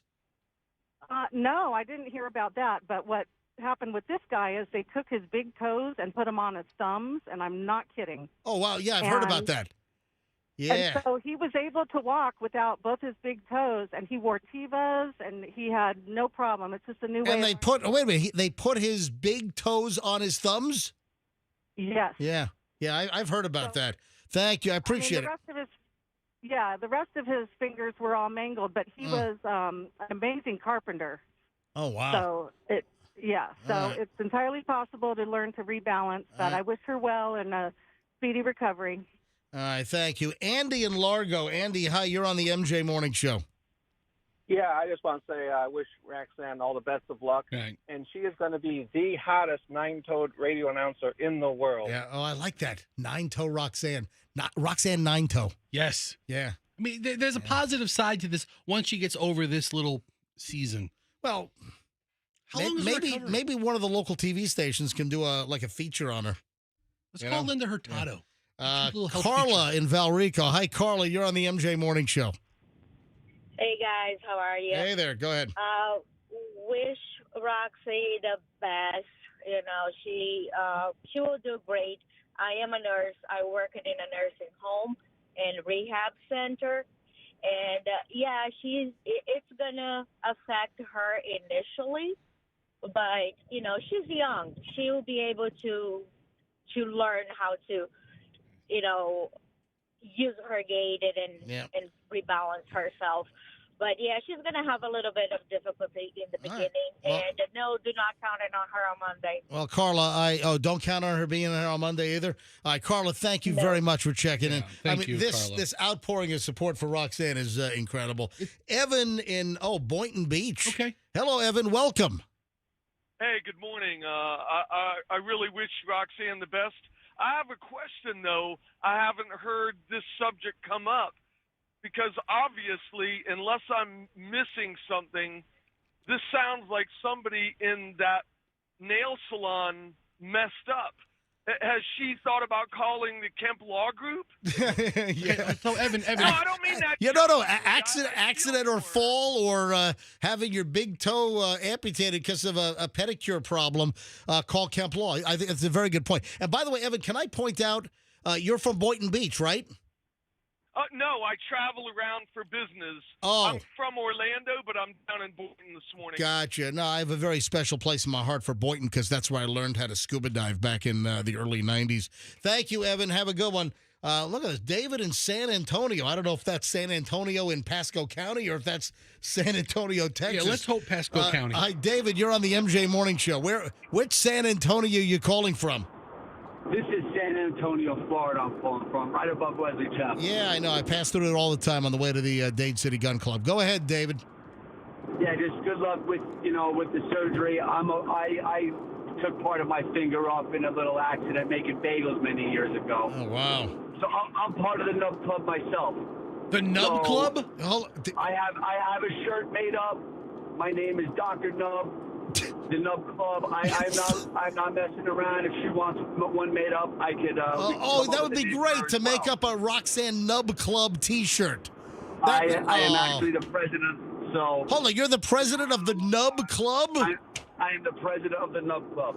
Oh, this is we have awesome. A few members. Not looking for more members, but if there is one. Yeah. What about a guy that's missing his member? Would he be part of the Nub Club as well? I guess so. Yeah. Tell you what they call them. All right. Thank you. David, thanks for the call. Wayne in St. Pete. Wayne, hi. You're on the MJ Morning Show. Good morning, MJ. Yeah. I'd just like to express my outgoing support for Roxanne. Right. I'm a recovering spinal cord injury patient. I wasn't supposed to walk again, and I'm a walking, talking quadriplegic. Yeah, listen. And I listen to Roxanne on your show every morning, and I listen to her segment, and she is one of the best. Yes. And what I like about clearly going to be inducted in the Radio Hall of Fame at some point soon. We all love Roxanne, and your situation is obviously very different than her. Right. And her incident in the nail salon. Listen, your situation next to her just losing a toe from an infection from a pedicure, night and day. But listen, I wish you the best. Thank you, Wayne. Thank you. Roxanne in Tampa? I don't know. I'm not punking you. Hello. It's really the other Roxanne. This is not. Yeah, we do have a very active, loyal listener named Roxanne who calls in occasionally. Hey, Roxanne. This is Roxanne in Tampa, but not the Roxanne. Hey, Roxanne, do you have all of your toes? I do currently, yes. Okay, that's good. That's very positive news. But I did want to just, I'm calling more of a sincerity thing. Like, she is one of the most enduring and like her strength.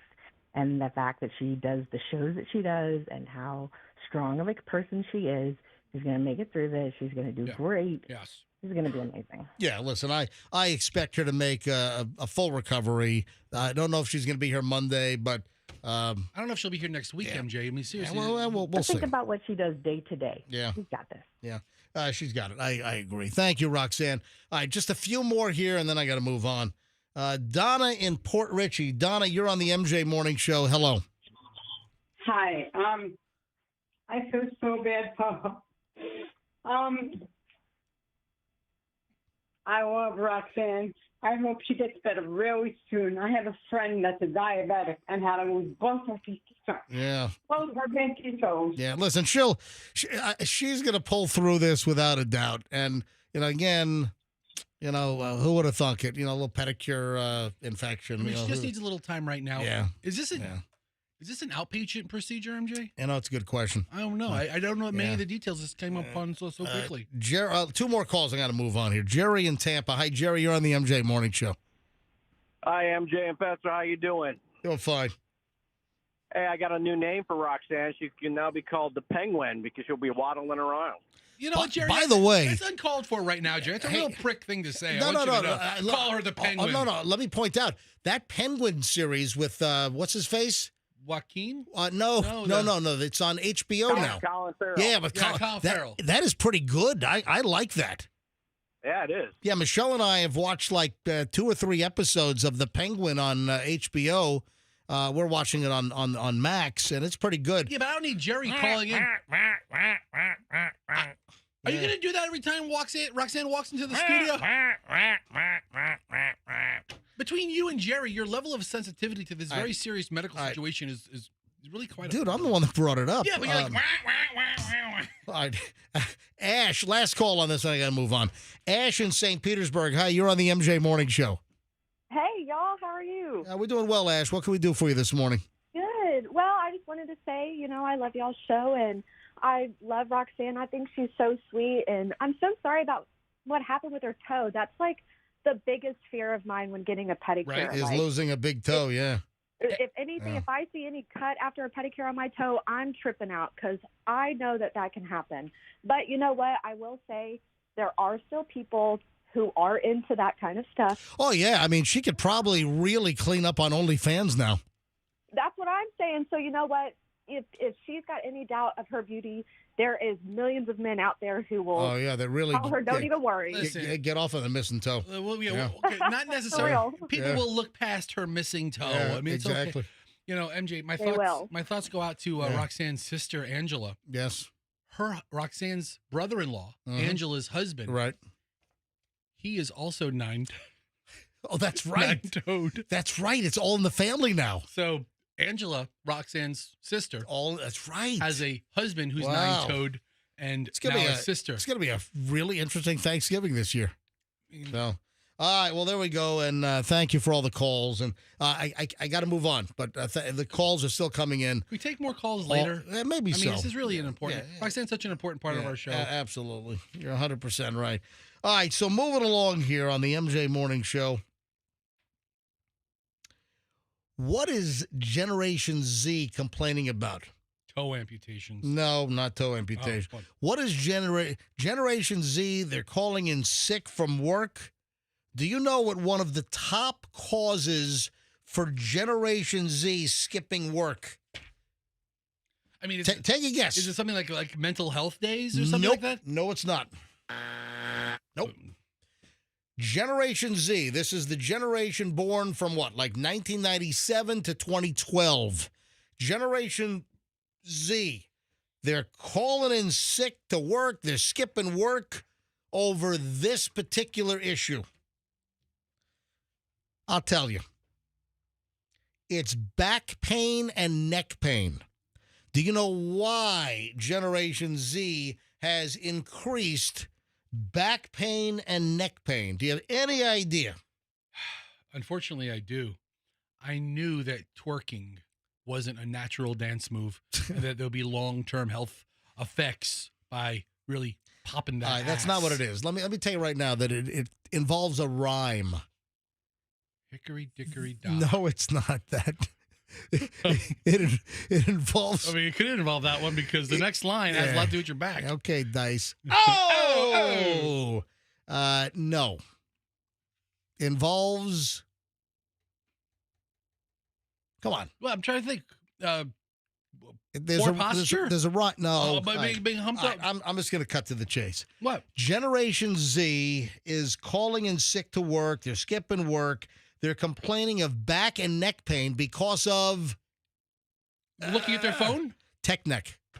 Yep. Tech neck. It's tech neck. I know what it is, dude. We've mentioned tech neck on the show before. Apologies. We mentioned so much stuff. I don't recall tech neck. Tech neck. TECHNECK. Tech neck is because of the overusage of our devices. And, look at the people that are in bad posture situations. Look at the people that are like all crunked over, looking at their phone, and it's causing tech neck. And this is causing neck and back pain with a lot of Generation Zs. And they're the biggest addicts on the phone. And it's causing tech neck. So you have this crazy amount of Generation Zs that are calling in sick or taking off from work because they've got back and neck pain because of tech neck. Every time you see somebody just sitting upright, maybe at a restaurant looking at their phone, it is an unnatural position. Oh, also, speaking of technology, this is really interesting as well. And keep in mind, what do you think? What do you think the Generation Z group in this country are spending most of their time on their phone doing to give them tech neck, giving them back and neck problems? So right now, I bet you it's like Yahoo or YouTube videos or something. It's social media. It's on the Tick Schmuck, on the Instagrams, on YouTube. I'm sure watching streaming videos, whatever the deal is. Sitting there just doom scrolling on reel after reel after reel after. Well, check this out. In Australia, there's a push to ban all social media for those under 16. Okay, good luck. Yeah, really. I mean, how the hell do you enforce that? But in Australia, they're talking about making 16 the minimum age to use social media. And this is from one of the parties in Australia ahead of a national cabinet meeting. coming up, so we'll see what the story is there. All right, we're folks, you're in the middle of an hour and 20 minutes of nonstop MJ. We do it every single morning, right around 7:25-ish. We roll out an hour and 20 minutes of nonstop MJ. I didn't mention this on the air yet, but I am going to fly Spirit Airlines. This was an unplanned Spirit flight. Where are you going? Going back to Fort Lauderdale. Visit the folks? Nah, my dad. Dad, dropped dead and then was revived. And we're doing a show today? Well, why didn't you go there last night? Because it happened a few days ago, and then they revived him, and he was intubated, and my brother said, just stay where you are. All right. My brother's a doctor. My brother. This is a crazy story. I mean, your mother would much rather have the doctor's son on the scene than you. Than the radio. I'm the bum. I'm the bum in the family. Don't call Todd. He's just gonna make a crank call to the doctor. Why couldn't you be a doctor like your brother? Look at your brother, Todd. Yeah, a doctor. Yeah. So this is a crazy story, and it's really miraculous. My dad was in the bedroom walking in front of the bed, and my mom hears a boom. And keep in mind, we were just in Fort Lauderdale last weekend. Chloe, Michelle, and myself, we flew over. We had a whole nice row on Spirit. When did this happen? When did your dad, did he fall or did he pass out? Did he hit something? So here's the deal. He's walking in the bedroom in front of the master bedroom in front of the bed, and he just collapses. And he's not breathing. There's no pulse.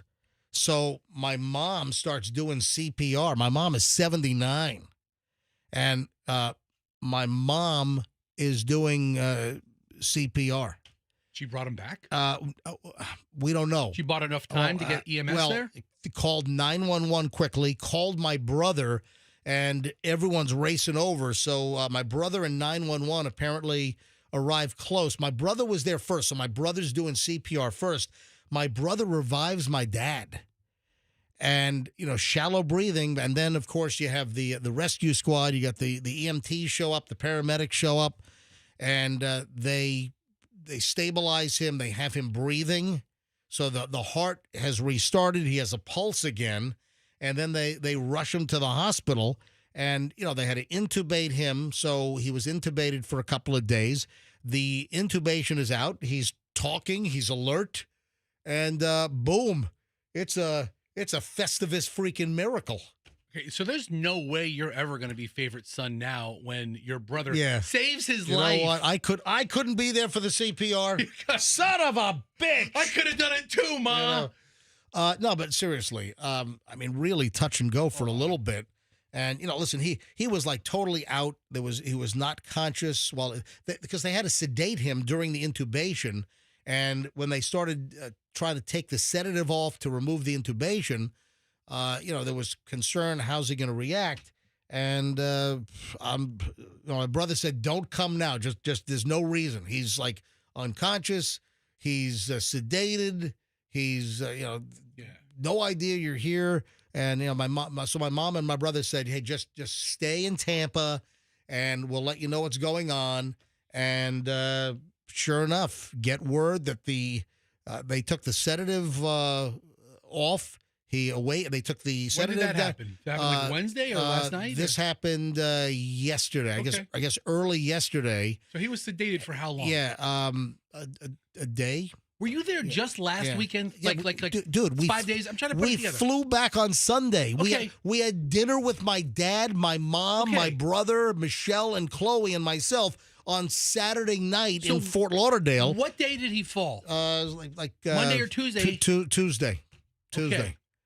And did he hit his head on anything? Late Tuesday. No, apparently not. They did a CT scan and everything else, like his EKG, the electrocardiogram, everything is like looking normal now.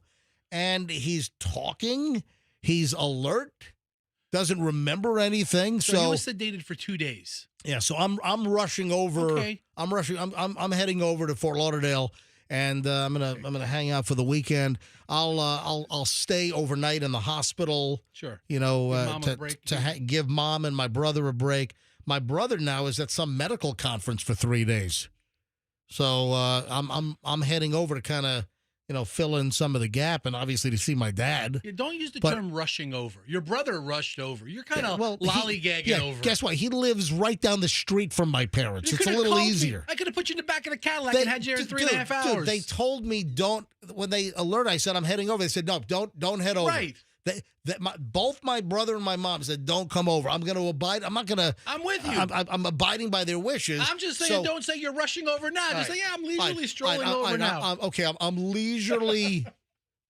I'm lollygagging over right now. Okay, so I'll be hanging with my dad this weekend. So I never expected I'd be back on a Spirit Airlines flight, back-to-back weekends to Fort Lauderdale. I gotta say, I can't handle this today. This is so much between Roxanne and the toe and your dad and this procedure. Yeah. And this whole event. This is really a lot. Is that crazy with my dad?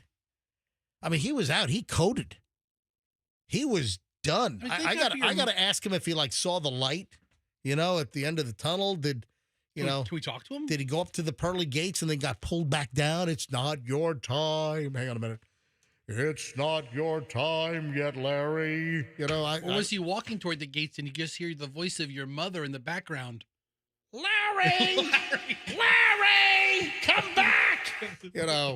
But no, it's like miraculous. Thank God your mother was there. Yeah, my brother's like, oh my brother's a doctor. My brother's a surgeon. And he's like, this is a miracle. It's unbelievable. I mean, if your mother would have just stayed downstairs and watched TV for 15 more minutes, you would have, found him. Just it's amazing. Unbelievable. Wow. So back to you in Spirit. Yeah. When do you get a free flight? Because you're their number one customer now. Yeah, exactly. I'm going to be in the Spirit Million Mile Club very shortly. I'm going to be like that movie with Tom Hanks where he gets the award mid-flight, right? Right? I don't remember that. Wasn't movie. Was that Tom Hanks? I don't remember the movie. What was it? Oh, no, that was George Clooney. George Clooney. What movie was that? I don't watch. Go to Google. Go to the Googles. Let's go. Go to Google and type in frequent flyer movie. I think it's George Clooney. George Clooney frequent flyer. It was like a rom-com.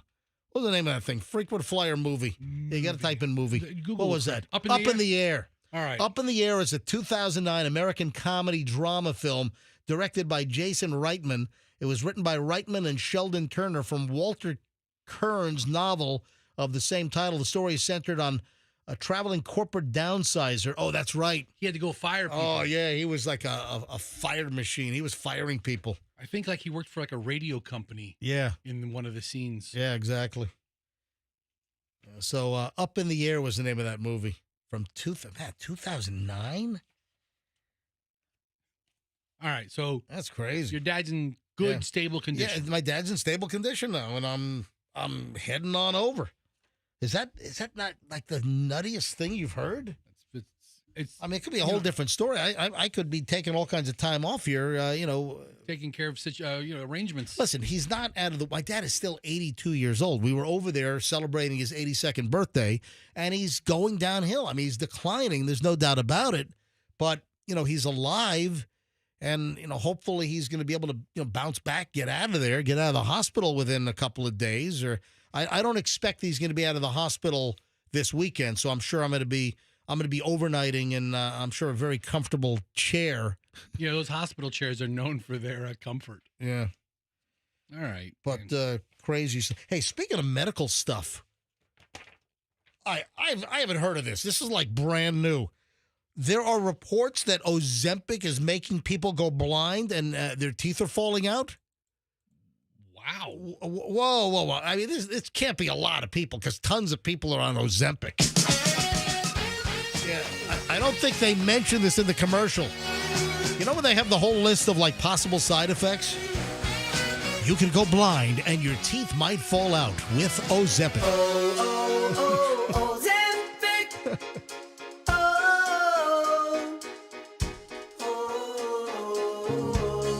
Yeah, you'll lose weight because your teeth are going to fall out.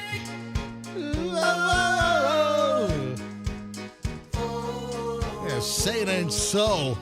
Bum, bum. All right, so here's the deal.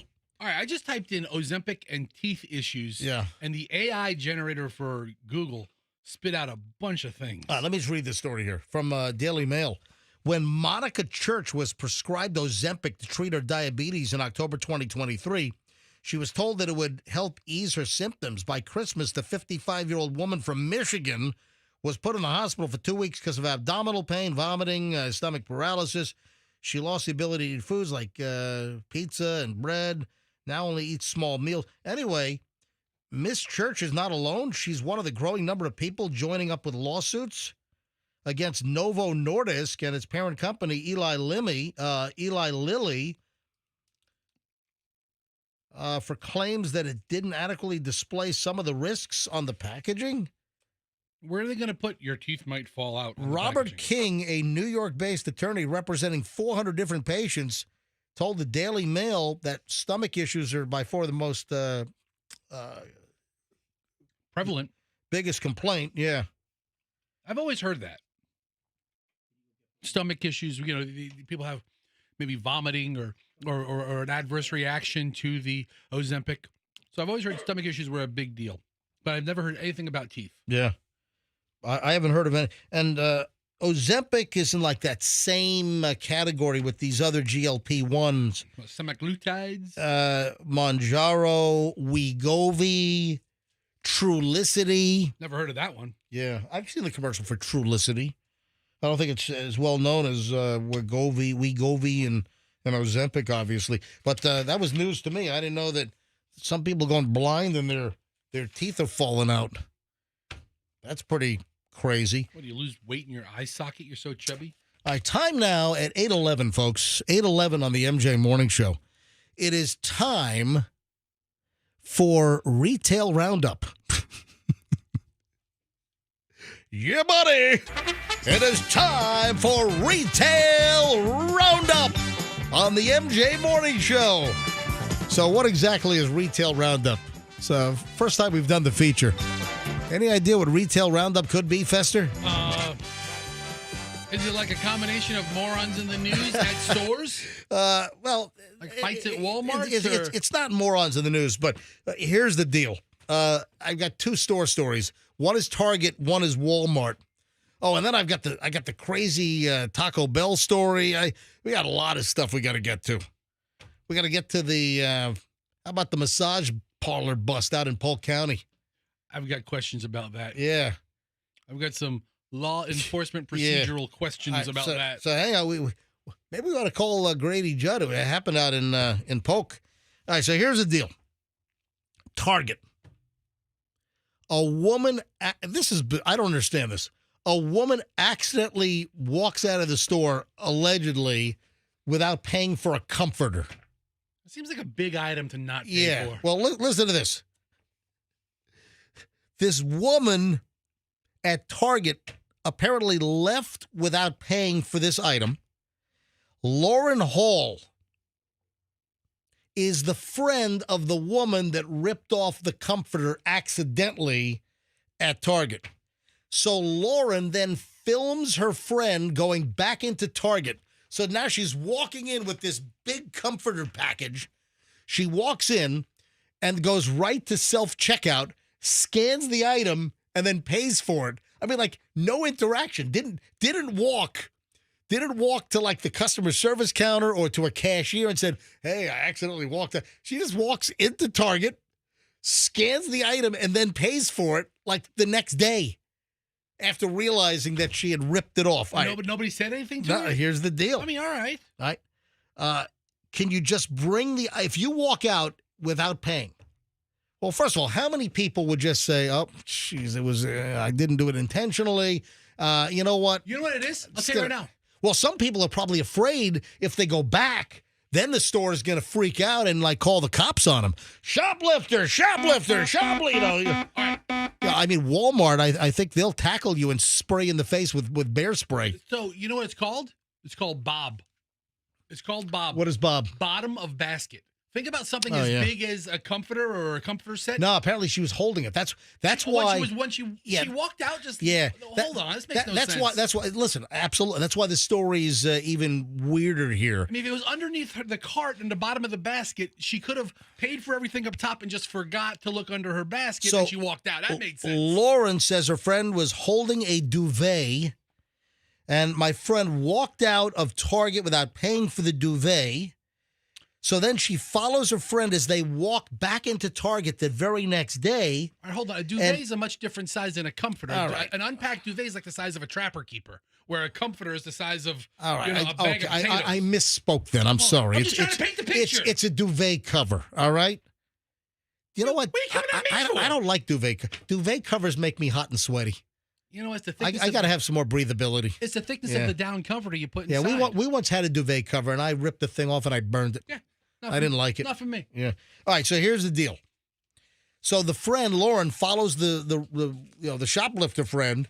Apparently, she said, "quote she forgot the duvet on her shoulder, and the cashier didn't realize she hadn't paid for it." So there's just a lot of questions here. So you're telling me, like a parrot, you have the duvet on your shoulder? What exactly? You're balancing it on your shoulder like a parrot? This makes no sense at all. The hell? This is dumb. All right. So. Then, after they realize that they left the store without paying, next day they go back to pay for it. So Lauren is proud of her friend for doing the right thing.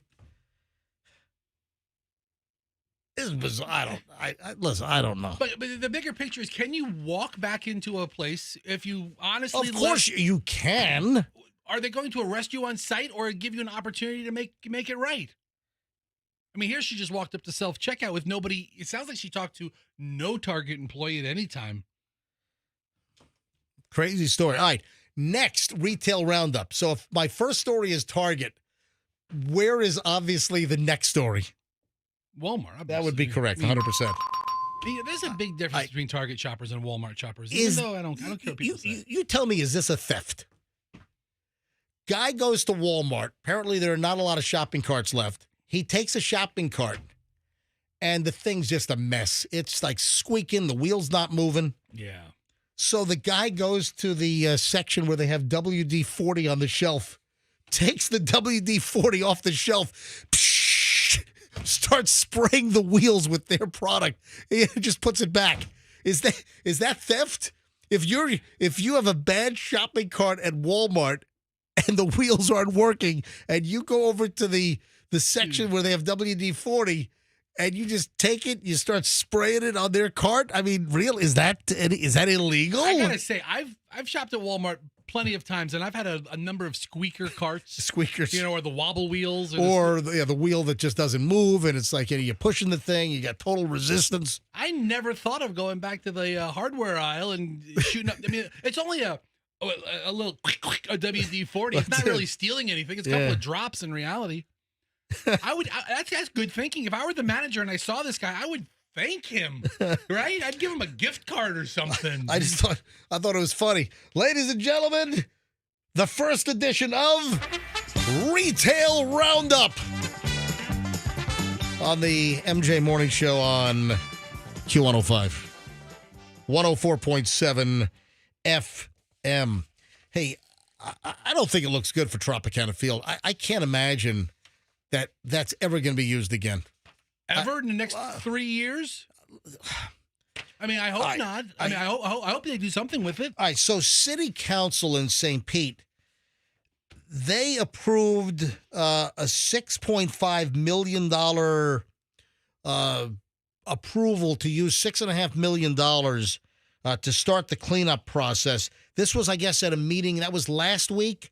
And then yesterday, City Council in St. Pete, they requested a report on the damage at Tropicana Field and the accompanying related costs.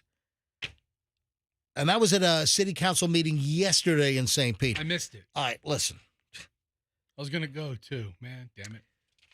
The estimates now are like, I don't know how official this is, but I thought I saw an estimate somewhere that it could be up to $39 million to fix the trop.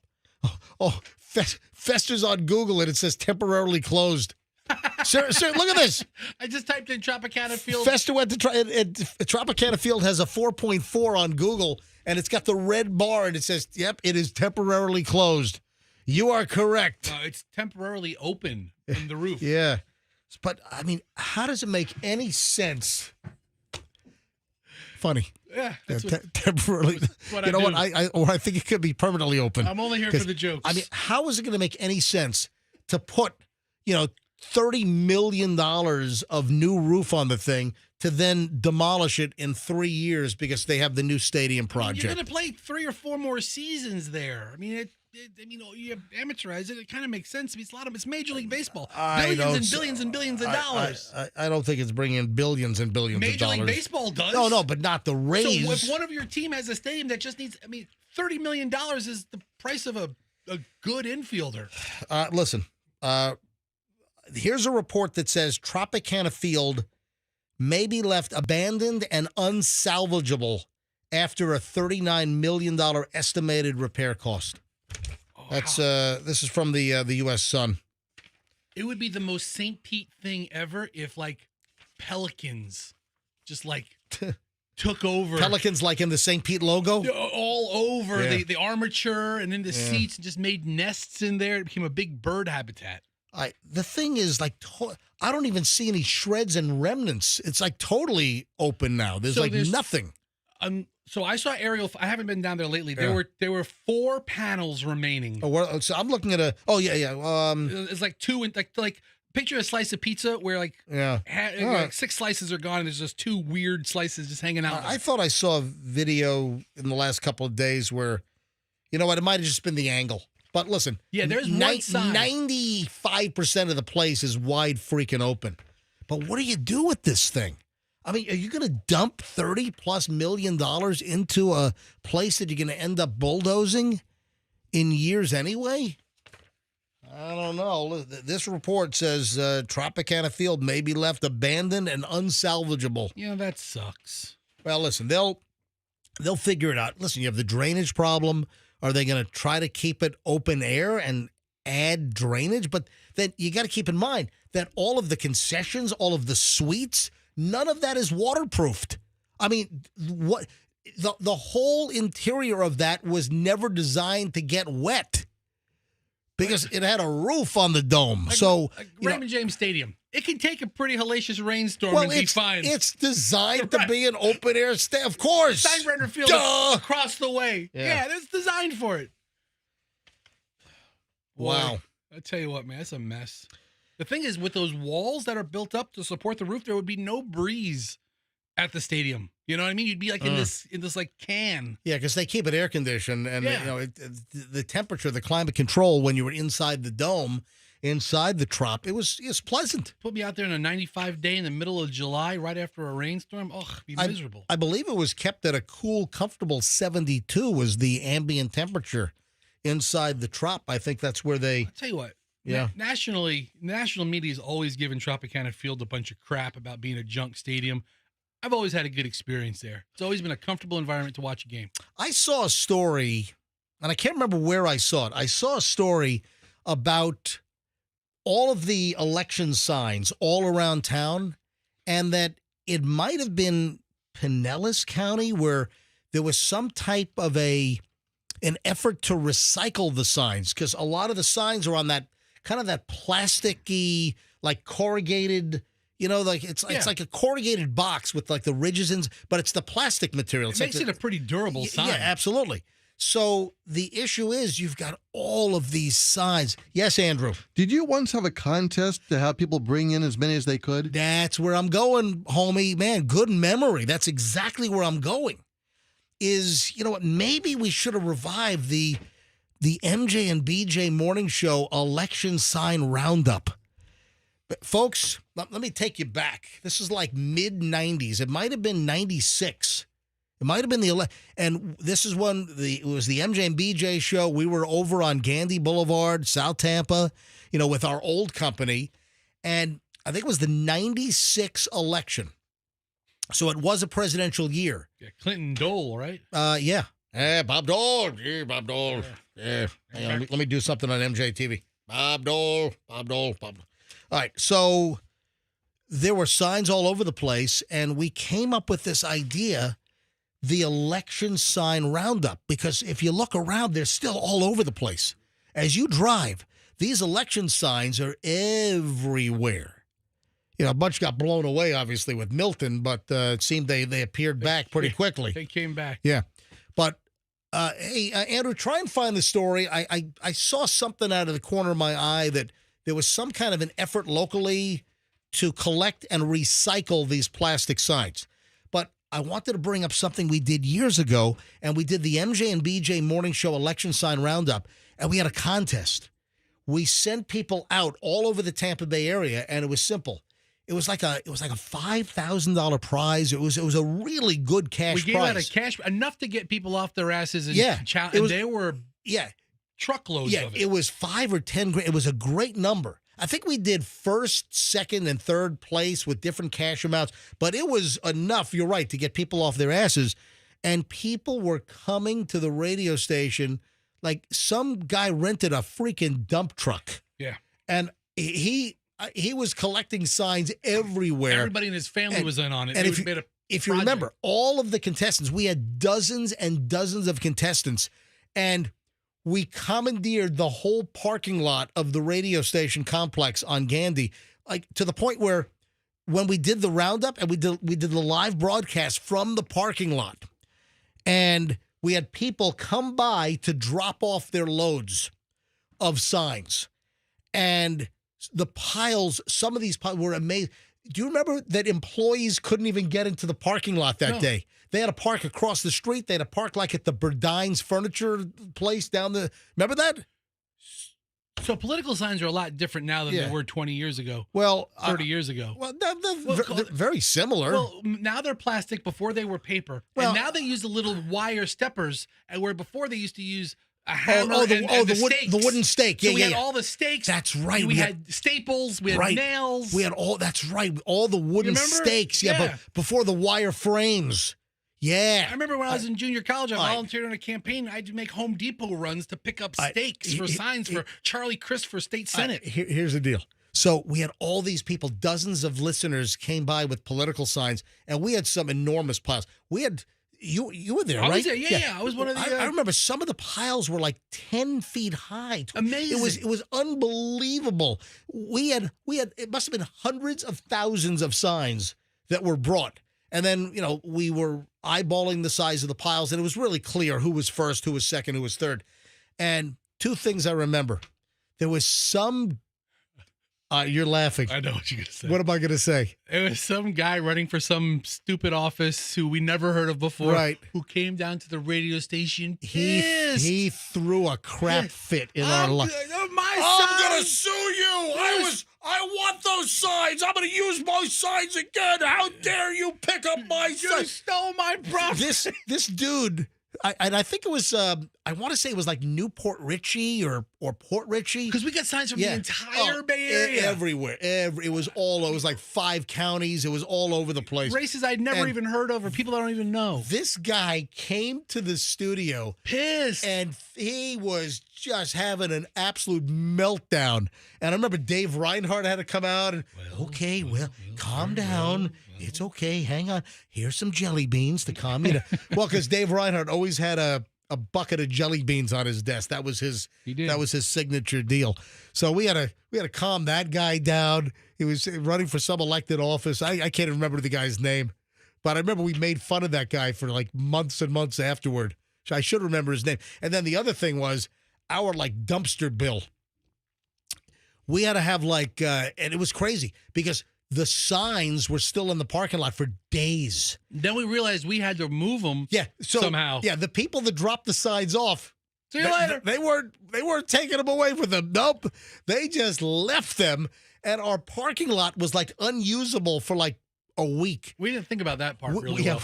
So we had to end up hiring a company to bring 4 or 5 30-yard dumpsters, and they had to bring a bobcat to scoop up all the... It took 2 days to clean the parking lot. That was crazy. But we should have shut down the Koger Center over here, or whatever we're called now. Bay Villa, Bayfront, Bay. I have no idea. Bay Pines. What are we called? Bay Point. I'm sorry. I got every other bay, but I got Bay Leaf. So I found a story, and not that I care anything about Orange or Volusia County, Right. but they've opened up recycling areas for these campaigns. There's a local story too. I know that I heard something about either in Hillsborough or Pinellas that they're also getting some of these signs to recycle.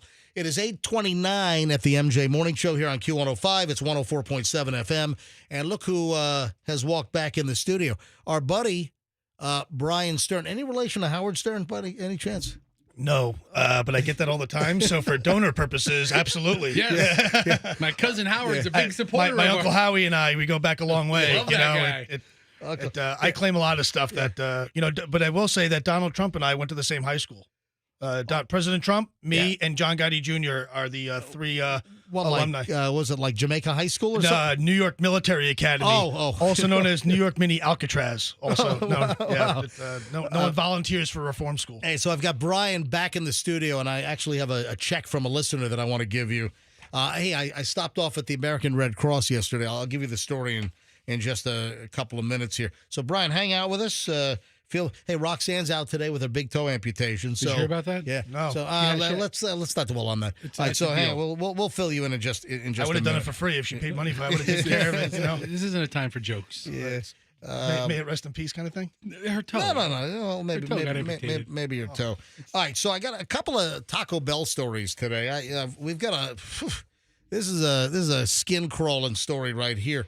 So I pulled the Taco Bell story, and this is a local item. This happened up in Spring Hill and involves a Taco Bell, but kind of indirectly. It's not Taco Bell's fault. It's not Taco Bell's. But then, unbelievably, I don't know why this popped back up about a guy that goes to Taco Bell to place an order, and they say, sorry, we can't make any food right now.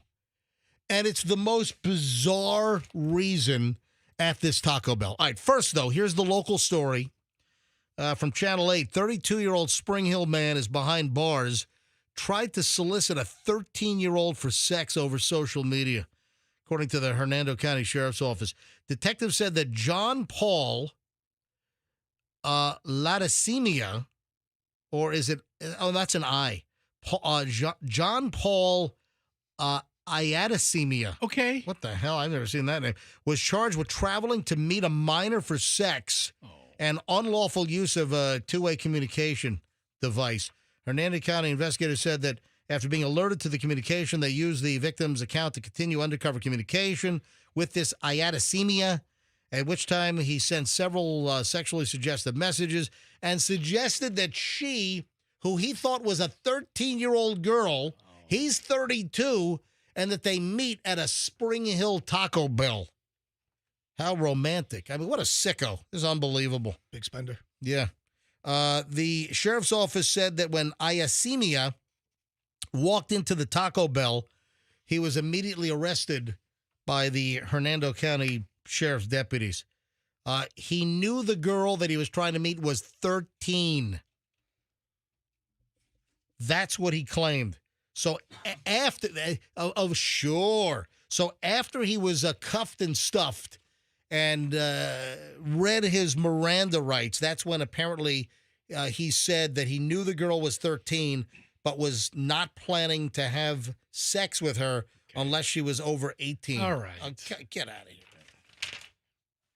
What a sicko story. Absolute sicko He story. couldn't have just said he was there for a chalupa or something. Yeah. Unbelievable. Hey, speaking of chalupas, and then I stumbled across, this is a couple of years old, but man, I forgot about this audio, and then I found this piece again last night. I was, looking up the Taco Bell story, and this thing pops up, and I think this still floats around in social media, so if you're scrolling through Reels and stuff, this might pop back up. And I remember this from some years ago, and it was a guy that goes to Taco Bell, and he goes to the drive-thru. It's at night, goes to Taco Bell and tries to place the order, and they tell him at Taco Bell, sorry, we can't make food right now. Okay, well, what's the issue? Why, you're pulling up to a fast food restaurant, why can't you make food right now? Would you like to know why they couldn't make food right now? Here, listen to the audio. The guy recorded this from his car at the Taco Bell speaker in the drive-thru. Listen to this. I'm waiting on my GM to get here. What's wrong? Our manager is on drugs, and I am new, and my other employee is new, and we have no sort of way to make anything at this time. But our GM is on her way. So your manager's on drugs? Yeah. That's not very good. Yeah. So should we wait? If you want to park and wait, it's going to be about 30 minutes. Okay. Thanks. Sorry. All right, they're waiting for the general manager to come in because the store manager, the current manager on duty is on drugs. What is he, like on a coke bender? What is he like? I mean, this is Taco Bell. It's got to be. It can't be coke. I mean, it's a little expensive. High end. Yeah, high end. You know. I don't know. Thank you. So, I mean, why couldn't you make anything? You don't have access to. I mean, it's all okay. First of all, it's awful that the Taco Bell manager's on drugs. That aside, why can't you just throw some beans on a tortilla and slap some cheese and sour cream on it? Why do you have to wait for the general manager to show up? You're telling me was the freezer locked or something? You don't have access to the food. If the regular manager's on a drug bender, you can't make a freaking taco. What? I guess not. I mean, this is the craziest audio. I'm waiting on my GM to get here. What's wrong? Our manager is on drugs, and I am new, and my other employee is new, and we have no sort of way to make anything at this time. But our GM is on her way. So your manager's on drugs? Yeah. That's not very good. Yeah. So should we wait? If you want to park and wait, it's going to be about 30 minutes. Yeah, about 30 minutes. Then we'll be able to fire up the burrito and chalupa machine. I will say, the young lady on the other end of the voice box there, she's very friendly. I mean, Professional. Yeah, for such a traumatic situation. Well, it begs two questions, right? Number one is, how high are you that you can't put beans on a tortilla? Exactly. Right? I mean, She's got to be blacked out. Right, they got to be real bad. And maybe they had glaucoma or something. Maybe there was maybe it's medicinal. Right. They got into a car accident. They're on oxy or something, but they can't afford it, so they're working. You're trying to make ends meet. You're an optimist on this one. Glass half full. You got to be. Got to be. I still want to know, what was the Taco Bell manager? This is a couple of years old. And I don't know if it's come out what kind of drug this guy was all pilled up on or drugged up on. I have no idea. So the other voice you're hearing right now is Brian Stern from Gray Bowl Rescue. Tell you what, a lot of folks now in the Tampa Bay area are aware of Gray Bowl Rescue after your show. Well, I wasn't going to say my show. I was going to say after the rescues you performed. No, but a lot of people did hear it on the show. For instance, I think her name is Jean. I don't want to use her. She just has the her initial on the check. She sent a check for a Gray Bull Rescue for $100. Thanks, Jean. And donation. And she sent me a note. She sent a check for the American Red Cross and a check to Gray Bull Rescue. And the note said, "Hey MJ, listening to your show, I know that you'll be able to make sure that these checks get to the right location." To the right people. And I called you up and I said, Brian, come on back down to the show. So here, ladies and gentlemen, is a $100 check to Gray Bull Rescue. That's awesome, man. Every bit helps. Thanks, Gene. And then, Appreciate it. Yesterday on the way home, after I worked out, Michelle was with me because we went to the gym, and she walks to the gym, and then we ride home. We stopped first at the American Red Cross office over. It's on Main Street, yeah, right? It's on Main Street, which is like it's like 1 block north of 275 going through Tampa. Yeah, it's like just like north of Walmart. Like near Walmart at 275. It's back. It's that like feeder road. It's the Popeyes you see. It's like further down, and that's where the whole American Red Cross complex is. And I walked in, and I gave them their check. They were thrilled, and had a couple MJ Morning Show listeners in there. So after action. In the Tampa Bay area, and folks, this is Brian Stern, the founder, CEO of Gray Bull Rescue. This is a private, nonprofit rescue organization, and I came to know about Gray Bull because they rescued the Murphy family from their burning house. and also the McElwains. And the McElwains. Who live and their dogs. And their dogs. And the dogs. And if you didn't hear the story, this was during Helene, the first hurricane. This is back on September 26th. And the Murphy's Tesla Model S was in the garage. And because of the storm surge and the 3 feet of water in houses and garages in South Tampa and Beach Park, this ignited the Tesla Model S and burned their whole house to the ground. This is like a brand new, gorgeous, beautiful house. Very, very expensive house. And the thing was gutted. I mean, it was incinerated. Have you seen the structure since the night of the rescue? Have you been back to see what it looks like? Well, we have. We went back the next day, right? And it was still on fire. It was still kind of simmering, still smoldering. Yeah, sure. It was still cooking. Well, we haven't been back since then. I walk by it every day because that's part of my walk. I walk several miles a day, and the whole inside, there's nothing left. I mean, complete. If you would imagine like a cremation, the entire inside of that house is cremated. The only thing standing are the 4 block masonry walls to the house. And like the front door. Like you can see like the front door a little bit. And the door is gone, but the archway, brick, the brick around the door. The opening. It's like a skeleton is what it looks Inside, nothing remains. I mean, even the car was like burnt to the ground. Yeah.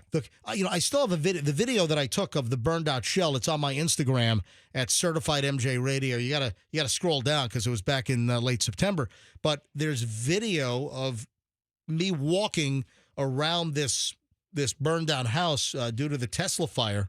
But so it's on my Instagram, Certified MJ Radio. If you haven't seen this, it is unbelievable. The entire inside is incinerated. The second floor of the house doesn't exist because it was wood joist, wood floor.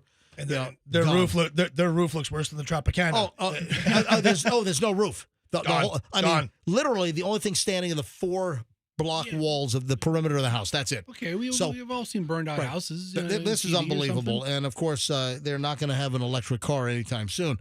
So that's how I became aware of Gray Bull Rescue, because, got the story of what happened. We talked about it on the air. I was contacted by Michael Murphy, who is, he owns the Murphy Auto Group. He's got, I guess, automotive dealerships out in Georgia. He has Georgia, and there's some out in maybe Polk or Highland. He's got a couple, locally in some surrounding counties. And, he reached out to me, and then I found out about Gray Bull Rescue. And then I'm hearing the story about this organization that rescued them at 3 o'clock in the morning. Now, folks, Tampa Fire and Rescue could not get into the neighborhood. They could not. There was 3 feet of water. I know it because I got to the studio that morning. I was wading through waist-high water to get to Kennedy and West Shore in order to get a ride from TPD to the studio to do the show that day. So I knew it was impossible to get through the neighborhood. I don't know what the hell I walked through. But you guys came because Mike Murphy, he knew of your organization. Mike's a friend of ours and a donor also. He's very generous to us. And he was out on business in California and calls you and said, "Oh, you're not going to believe this." And my family is now on the front porch of the next door neighbor's house. Meanwhile, their home is ablaze. The neighbors are worried the fire's going to catch their houses on fire.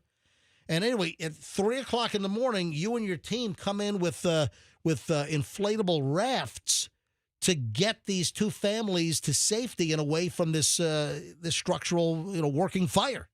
Yeah, so that night we did that night with that particular case we did 10 people, 2 babies, and 2 dogs. Wow, that's that's 10 of over 7,100 people that my team has saved over time. Now, when we had you in the studio after this occurred, we had you in a few days later, and you were headed to Lebanon that very day. You did the MJ Morning Show about this time, and then later that afternoon, you were on a flight to Lebanon to rescue Americans that were trapped because of the Israeli Hezbollah war. Exactly. Yep. From one war zone to another. That's kind of where we go, right? We work where the government isn't, for whatever the reasons are. We don't care why they're not there. Right. All we care about is, are you an American and are you in trouble? And if no one's coming to get you, that really is the whole show. How many Americans did you extract from Lebanon? I don't know how many. Dozens, though. Wow. Dozens. All right, and then you guys also assisted in the North Carolina disaster. Yep. So I've lost. It's all a blur to me. So It's been a busy month. It's been a busy month. So the North Carolina issue, that wasn't Helene. That was Milton that then rolled up into the Carolinas. It was both. It was both. Yeah, Okay. Helene really devastated Western North Carolina.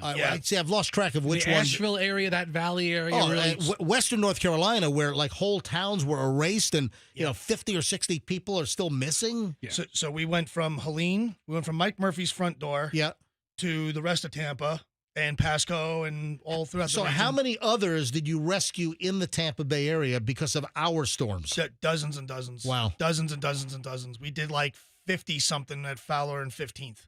Like 50, 60-something. Because that whole area, Fowler Avenue is underwater for a couple days. University Mall area. Yeah. So we did, we were, again, what we do is we try and understand where government resources are and then look at where there's more problems, and wherever they're not is where we go. That's kind of our format. So if Tampa Fire is there, there's no need for us. They're good at what they do. They're the best. Tampa Police, Hillsborough County Sheriff's Office, they're awesome. They've got lots of resources. They're very good at what they do, but they also can't be everywhere when these things happen. There's just a shortage of resources. That's the nature of it. Wow. Just unbelievable. You're a nonprofit organization. Entirely donor funded. And if anyone wants to donate to Gray Bull Rescue, all you do is go to graybullrescue.org. Correct. graybullrescue.org. And if there's an organization that deserves you to send a check to, right here. Yeah, this is it. And I'll tell you, social media is an important thing also. We have LinkedIn and Facebook and all that other good stuff. Yep. That is how people often, when you call 911 and you're in trouble, if you're Mike Murphy and you call 911, they don't connect you to me. The way you know about us is very often through social media. Right. It's how Mike found us in the first place. So I ask everyone, I don't care if you like our stuff or not, but share, share, share. We just rescued a kid from southern Lebanon that surrounded by Hezbollah. Surrounded. Wow. His father found us on Instagram, and a friend of his forwarded a message from Instagram that his friend, it was his mechanic. His mechanic was following us, saw us, forwarded to the father. The father got it to the kid. Wow. That kid was trying to get out of southern Lebanon for 7 weeks. Holy crap. We did it a day and a half. And then you sent me a text that you've brought a special guest. Yeah. Hold on. This guy right here, his name is Kirillo Alexandrov. Kirillo Alexandrov, and you rescued him from a Russian prison? From the Russian perspective, he's an escaped fugitive. Kirillo is one of my dearest friends. We know each other years now. He was actually with me at the Mike Murphy fire. Oh, wow. So hold on. How long ago? Hey, Kirillo, come on over to this. Over here, Kirillo. Grab the Roxanne Big Toe Memorial microphone this morning. All right. It involves it involves a nail salon and an infection. Oh, it's really a terrible situation. Big toe amputation. The tragic events of infected pedicure. All right. So, Kirillo, welcome to the MJ Morning Show. Thanks for having me. All right. So, why were you in a Russian prison? Well, I was living. Get right on that microphone. Can you hear me? Yeah. That was good. Yep. Okay. Well, I was living in Ukraine with some family about 5 years or so until that point. Right. And I lived right north of Crimea, so I couldn't get out of time. Russians came over, took over, and what was the justification? Not that they need anybody. I'm an American. Really? Yep. How long were you in a Russian prison? 37 days. Wow. It was a prison camp, I would call it. It was a abandoned building. I was stuck in a room. Yeah. Just concrete room. Wow. No windows or anything. So, and you guys broke him out? So from the Russian perspective, Kirillo was falsely charged with 11 counts of espionage. Wow. All fabricated. Yeah, of course. BS. It's all crap. Yep. His only crime, he's from Detroit. His only crime is that he has a passport that looks like your passport. Yep. That's his crime. An American passport. From the Russian perspective, he's an escaped fugitive. He wasn't released. So when we see on TV Brittany Griner or Paul Whelan, there was a deal that was made. Sadly, my team and I don't have those kinds of resources. I can't lift a sanction. I don't have $6 billion. I don't have any Russian prisoners in my garage. Yep. In Tampa To trade. To trade. Yeah. Not yet. Working on it. Just kidding. Just kidding, Vladimir Putin, if you're listening. Just kidding. So we don't want to get polonium-210. Yeah. They won't mess with us. That's Okay, what I'll say. Is they've tried and it didn't work out too well. Anyway, so Carrillo, we don't have any of those resources, so we had to do it the old-fashioned way. And today, the Russians don't know how we broke them out. They don't know, and we're not going to reveal it on the MJ Morning Show. Oddly enough, unless you want to. I've even shared with them as a joke. Like, well, do you want to tell us how you broke them out? Then we'd be here all day. So the Russians call me Amerikansky Volshabnik, and it means like the American magician. Right. Wow. So imagine if the FBI, we broke them out on Victory Day as Putin went to the microphone, which is like Veterans Day, Memorial Day, and July 4th, all wrapped into one. So and when was this? What year was this? May 2022. So May 2022. Yep. So a little over 2 years ago. So it was a big holiday in Russia. So when you see on TV the big parade in Red Square with all the missiles, it's the May Day. That's it. The May 1st parade. Correct. Yeah. Correct. So we negotiated for 37 days trying to have an amicable release, and I was able to figure out quickly that they were never going to let him go. And I gave them every reason to let him go, all kinds of tricks and things that we do, and manipulation and all these other things. And they weren't doing it. Moscow had directed the people holding him to let him go, and they even defied Moscow. Oh, wow. We didn't know why. But we knew that, that's how in Russia, that's how you get thrown out of a window. Right, that's defying the crown is bad. I mean, you fell off the roof of your apartment building. Correct. Yeah, correct. You had you committed suicide with 87 stab wounds in your back. Yeah, if you cross Vladimir Putin, there's a whole list of business executives, mysterious deaths, media types. Yeah, you're going to have some type of an accident if Vladimir Putin wants you gone. So we figured out that they weren't going to let him go. We didn't know why they wouldn't let him go, but we figured that part out. But to keep up appearances, I kept negotiating anyway for theater. Right. So what they didn't know was that I was planning our own unilateral hit, is what they didn't know. So I got them to take a break, to make it their idea to take a break for negotiations on the holiday. It was their idea. Yep. They didn't know that was my game day. They didn't know that you were moving in. So when they least expected it, that's when you went in. So we do the thing. We get Carrillo out. I knew. Didn't they have guards? Oh, it's a very long story. Oh, man. So they sent a hitman to kill Carrillo and I, and we even got that on video. Oh, my So God. that dummy thought that we were walking into his ambush, but joke's on him. He walked into our ambush. Are you selling that story to Hollywood yet? Well, no. We should, though. We should. If you're listening, Tom Cruise, hey, listen, Tom Cruise is probably right over in Clearwater right now in his Scientology in his condo. Yeah. All right. So here's the deal, folks. This is a local organization. Gray Bull Rescue is right here in the Tampa Bay area. They're based. Their office is at Rocky Point. Make a donation. It is completely funded by people like you. It's a nonprofit. It's funded by individual donations. And you can just go to their website, graybullrescue.org, graybullrescue.org. That's graybullrescue.org, and make a donation to this fabulous foundation. Hey, great having you back in, buddy. Thanks. Happy to be here. All right, this brings to a close an hour and 20 minutes of nonstop MJ. Actually, always a little more than an hour and 20 minutes. We have an hour to go. We've got the 9 o'clock hour lined up. I'm looking at I think I've got the best material of the day that I haven't even got to yet. So it's going to be a very strong 9 o'clock hour, and that is next here on the MJ Morning Show on Q105. Two college...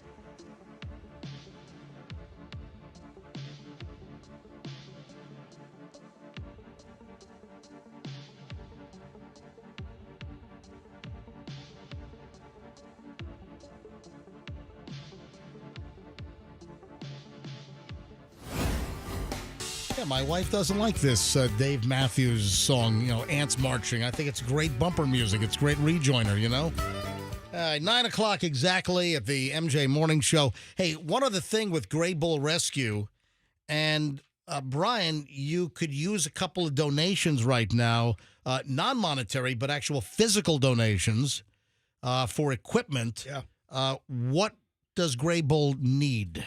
Right now, we're sourcing an 8.5-foot wide trailer for our what we call Sherman, which was donated by Mike Murphy and Corzones from Bake More Pies and Murphy Auto Group. Yep, it's like a floating golf cart looking thing, but it's wide, right? For water rescue. And hurricanes. So we need an 8.5-foot wide trailer.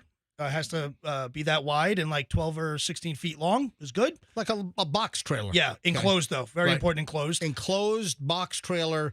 8.5 wide with a ramp and about 12 with a ramp. Yep, that's it. All right. That's it. So listen, if anyone can help out and you want to take a nice tax deduction and donate to a 501c3 nonprofit and a company that an organization that rescues people all over the world, rescues Americans, and right here in our backyard, if you'd like to help them out, send me an email and I'll get it to them.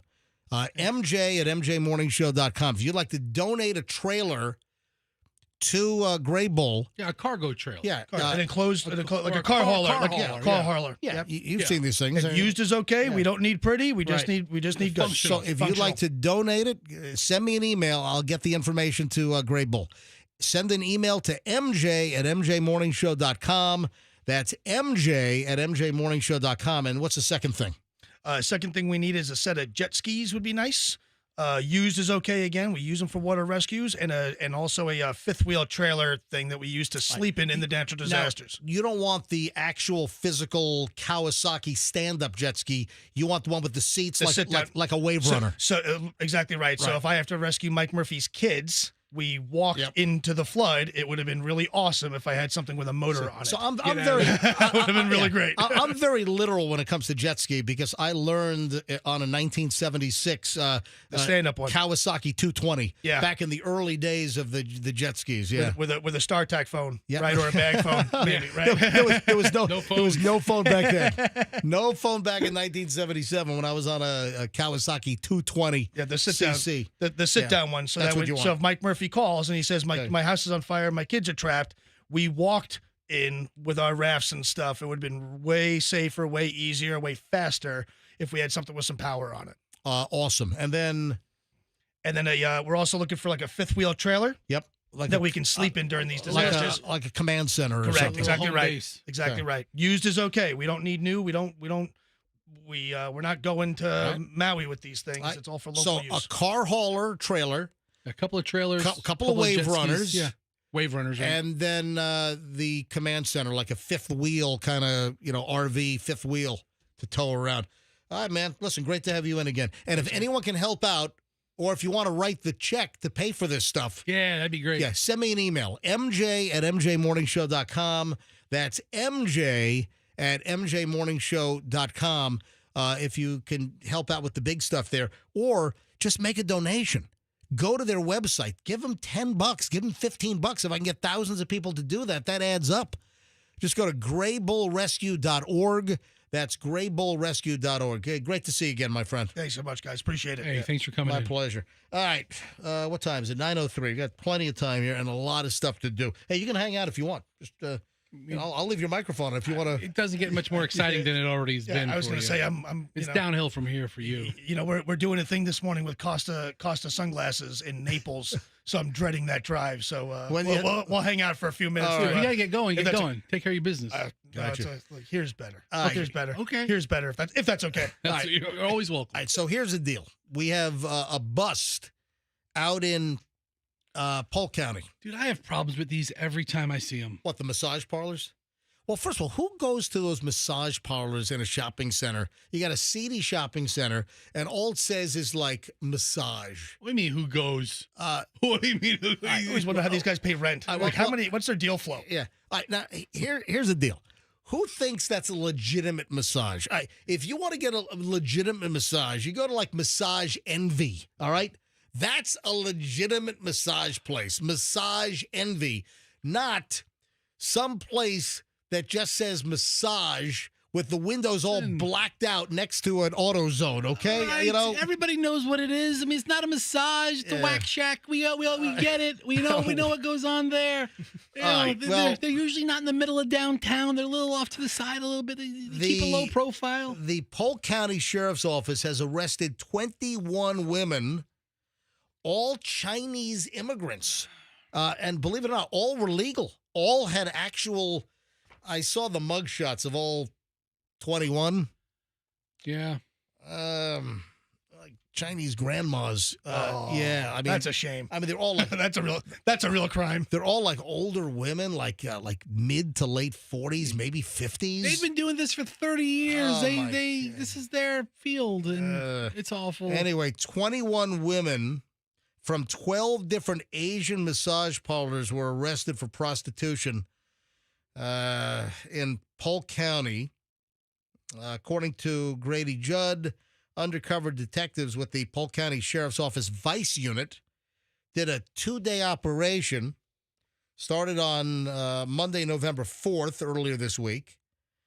They went to numerous massage parlors in Davenport, Dundee, Lakeland, Winter Haven, and they bought a massage from the therapist, but then during the sessions, 20 of the 21 offered an additional service for an additional fee.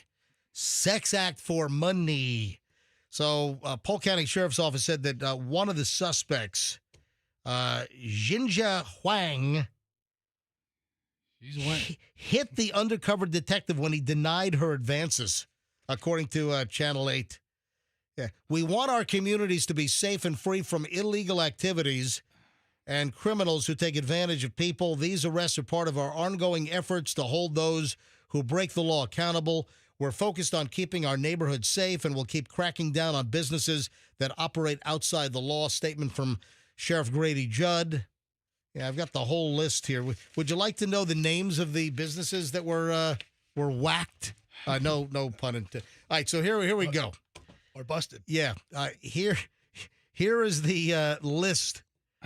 All suspects were arrested at these spas. The Gigi Spa, that would be XIXI. Gigi Spa. the New Coast Spa, the Queen Day Spa, Health Asian Massage, the Shangri-La Massage, New Oriental Massage, Top Oasis Spa, iSpa. Is that like an I Spy kind of play? iSpa? iSpa, a sting operation. All right, so iSpa Massage, Ocean Massage Star, Lucky Asian Massage. Okay, these are a couple of places. Eastern Massage, and the Sun Spa. All right. Yeah. So here's I don't see General Tso's Chicken Spa. Where's that one? Where's the beef and broccoli Yeah, spa? the All right. exactly. both you guys. Here's my issue with all this. What's your issue, Fester? How far do these law enforcement officers have to go before they build a real solid case against these workers? Well, here's the deal. They go in for a legit massage, and then they're offered from the story. And then is the arrest made? So after they offer, you're offering a sex act for money, that is illegal, and then they make the bust. I think that the therapist, in air quotes, has to offer. If they say, I think if the police officer says, hey, is there anything else you do? I don't think that doesn't work. The girl has to say, hey, so by the way, you can get a number 68 extra spicy. Then you have to pull out the menu and right.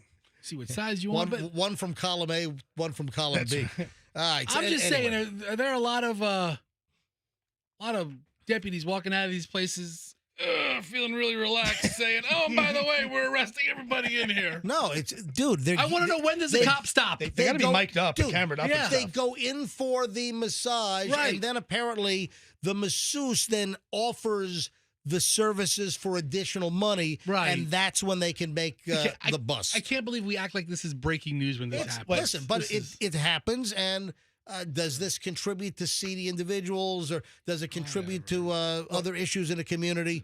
Certainly, it could. I tell you what I don't get is let's say rent at one of these places is like $5,000, $6,000 a month. Right. Commercial real estate in Tampa is expensive. You haven't seen where these places are. Then. These aren't like the $5,000 But plazas. even still, a small place is a lot of money. There's not one in Midtown Tampa next to Pont. Yeah, I mean, but as far as rent rates go, these are a little off the beaten path. So let's say $3,000 a month in rent. $3,000, right? You figure $50 for a massage, right? $50. Okay. How many specials do you have to give to pay rent? It's a lot of specials. That's a lot of specials. Yeah. That's a lot of lunch Listen, specials. I'll run the business plan by you later. Okay? Anyway, I think I might have the perfect segue because this is a story about Come and Go. The worst named convenience store ever. Yes. The KUM and Go. Yes. The Come and Go. They've been. Brian, you okay? They're all over the place. Well, they're in a bunch of states. We don't have any Come and Goes in Florida. Why can't we have a Come and Go in Florida? Well, there aren't any more in Pasco, that's for sure. Polk, sorry. Shut down. All right. No, but you have a company. You have a company that's buying all the Come and Goes. Another company is and guess what? What's her name? They're changing the name of the worst convenience store chain of all time. And this goes back to, I think, like the early 1980s when Come and Go, it's KUM and Go. And I've seen these. Listen, I've spent a lot of time in Colorado, for instance. I was a property owner in Colorado, and these are all over the place. Midwestern and Western states. Yeah, so they're in 13 states. They're in Oklahoma. They're in let's see if I have the list of where they are. Here you go. Arkansas, Colorado, Michigan, Minnesota, Missouri, Montana, Nebraska, North Dakota, Oklahoma, South Dakota, Utah, Wyoming. Okay, Come and Go. Well, they're all going to be changed by, I think, 2025. All the Come and Goes are going to be changed to Mavericks. Oh. Yeah. So much better name than Come and Go. Is it? But it'll take a long time for that to switch over, though. Like people, the legacy of Come and Go will remain. We're called Mavericks now. That's right. Stop looking at me like that. Let's go to Come and Goes. No, we should. Let's go to. But hands down, quickly, the worst name for a convenience store gas station chain ever. KUM. So Maverick Go is owned by Flying J. FJ Management. So they have they're buying all these and they're going to rebrand them all Mavericks. Ooh, and Flying J is owned by Berkshire Hathaway. Is it really? According to the Wikipedia. Wow, and of course Berkshire Hathaway is Warren Buffett. Yeah, Warren Buffett. Absolutely. If I were Warren, I'd keep the come and go. That's good branding. I was going to say that, it does, resonate. Yep. It's hard to forget. Hard to leave satisfied when you realize all you're getting is gas and a Coke. That's You know the stories where money is flying all over the interstate and people slam on their brakes? Okay, all right. That is legit a dream of mine. Like a Wells Fargo Loomis truck tell you opens what. up and bangs it. Oh, my God. You tell me if this is a dream. That makes me so excited. I had a problem up in Rhode Island, up in the Providence area, on I-95. I-95, as you know, the tip of Maine all the way down to, Miami, all the way down to southern part of Miami-Dade. So, and I know that we've talked about this in the past, and we've always wondered, why can't they make the locks better on the back doors of armored cars? Why do they bust open and drop bags of cash all over the place? Can't you maybe put just an additional chain on there or something? Anyway, this is a rough one. Like a cheap master lock from the dollar store would hold the door Fester, if money flies out of a truck and you're on the interstate, don't become a victim. A driver was run over by a car walking across a highway where people were scrambling to grab money, loose cash on the road up in Providence. That's the price of doing business, man. Yeah, I was going to say that's worth the risk. Yeah. I mean, depending on the amount. You know what I mean? I take my life in my hands every day. Okay. Listen, look at these people grabbing cash. Yeah, Fester, this is Channel 10. This is Channel 10 WJAR television. All right. Up in Providence, Rhode Island, where news comes first. Channel 10, WJAR, Providence. Is this a report from them? It looks like something off of their newscast. Go ahead and roll. Seeing some of that traffic buildup you were talking about on I-95 southbound. I'm going to step out of the way. The crash that we were talking about earlier did clear up. This may just be morning normal commute traffic at this moment, but just minutes ago, this road looked a lot like this. Our camera caught the aftermath of a crash. Money was then strewn across the highway. Police were attempting to stop cars, but people were getting out of their vehicles to grab the cash flying around.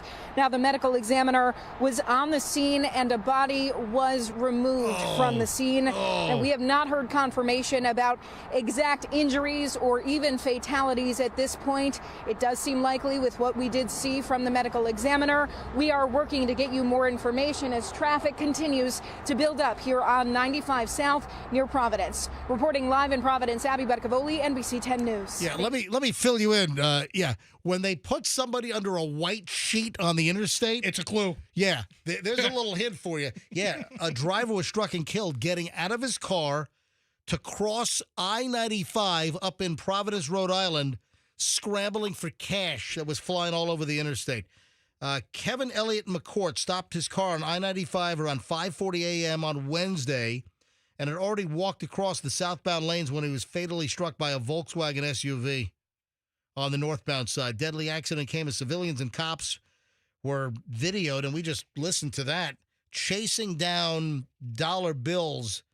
So it wasn't even 20s and 50s. It was dollar bills. I mean, if I see a wad of singles floating around, that's not worth it. Well, I don't know if you can tell right off the bat that they're ones, but this guy lost his life jumping around in traffic on I-95 to grab dollar bills. Hit by a Volvo, too. A Volkswagen. A Volkswagen. That's insult to injury right Yeah, there. just horrible. Good thing. It's the people's car. If I was hit by like an F-150, I'd be like, all right. Yeah. Honorable. Honorable. It's a good way to go. Locals were shocked to see flying money on the busy highway. Here's an eyewitness. The economy is tough right now. Free cash, said Lauren Warwick. I don't blame anyone for picking it up, though. But where did the money? It was an accident, and a vehicle got hit that had a bunch of dollar bills, and the dollar bills were propelled out of the car. I mean, a trunk full of cash? Were you making a bank deposit? I don't know. I mean, did you own a laundromat? And The driver of the car was Wong Shi from Shi Massage in Florida on her way to... They don't take dollars. Yeah. Oh, they take credit cards? They take big bills. Big bills. So it happened like over an hour period. People are trying to grab cash. What I don't see anywhere in the story of where the cash came from. There was an accident, and somehow the accident propelled cash. So the cash must have been in a vehicle, but the reports say it was only dollar bills. I mean, maybe it was a stripper coming home from a good night. Yeah. Oh, yeah. She's just trying to make a living. Yeah. In nursing school, obviously. Wow. How about that? Pay for a couple of books. Yeah. 9:17 at the MJ Morning Show here on Q105. Hey, we do a little bit of everything on this show, and it's quite apparent that we have a very wide variety of things. And now it's time for laundry talk here on the MJ Morning Show. Okay. You are using way too much detergent. Do you know that? I've always felt that. Yeah. The cup is too big for what the load is. You are using way too much detergent. And guess what? The laundry companies, they love it because, you're going through the 96-ounce bottle of Tide a lot faster than you should, or, the All, or, whatever there's a bunch of other brands out there. How much should you be using then? Yeah, so a cleaning expert reveals that people are using an incessantly more amount of detergent than necessary to get their loads clean.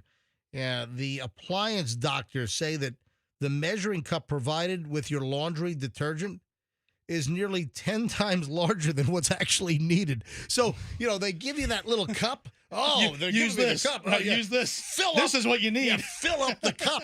And it's like you could use a tenth of that for your load. Yeah. Like a couple of tablespoons would be enough for a whole load? How would you like to make your laundry detergent last 10 times as long as it does? What if my wife knows this? I tell you, I have a washing machine. I bought from, what's the appliance store here in Tampa? The big one? Famous Tate? Famous Tate's. Yeah. So they gave me a good deal when I first moved to Tampa. Yeah. And then I bought a house in West Chase.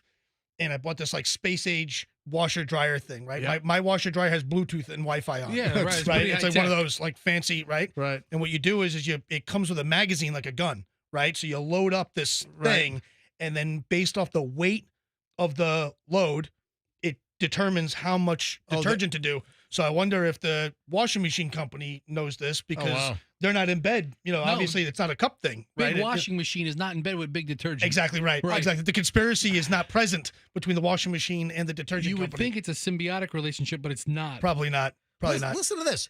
For the average load, the appliance doctors are recommending that you use 2 teaspoons of liquid detergent or 2 tablespoons of powder detergent. I gotta get my wife on the phone. Are we just blowing money down the drain? Like, I mean, that's literally. like nothing. That really seems like nothing. I give like a coffee cup. Like I used to do like a coffee cup. Yeah, hold on. Half a coffee cup. In college, that's how we used to measure detergent in a coffee cup. Yeah. Because we lost the one that came with it. It's way too much.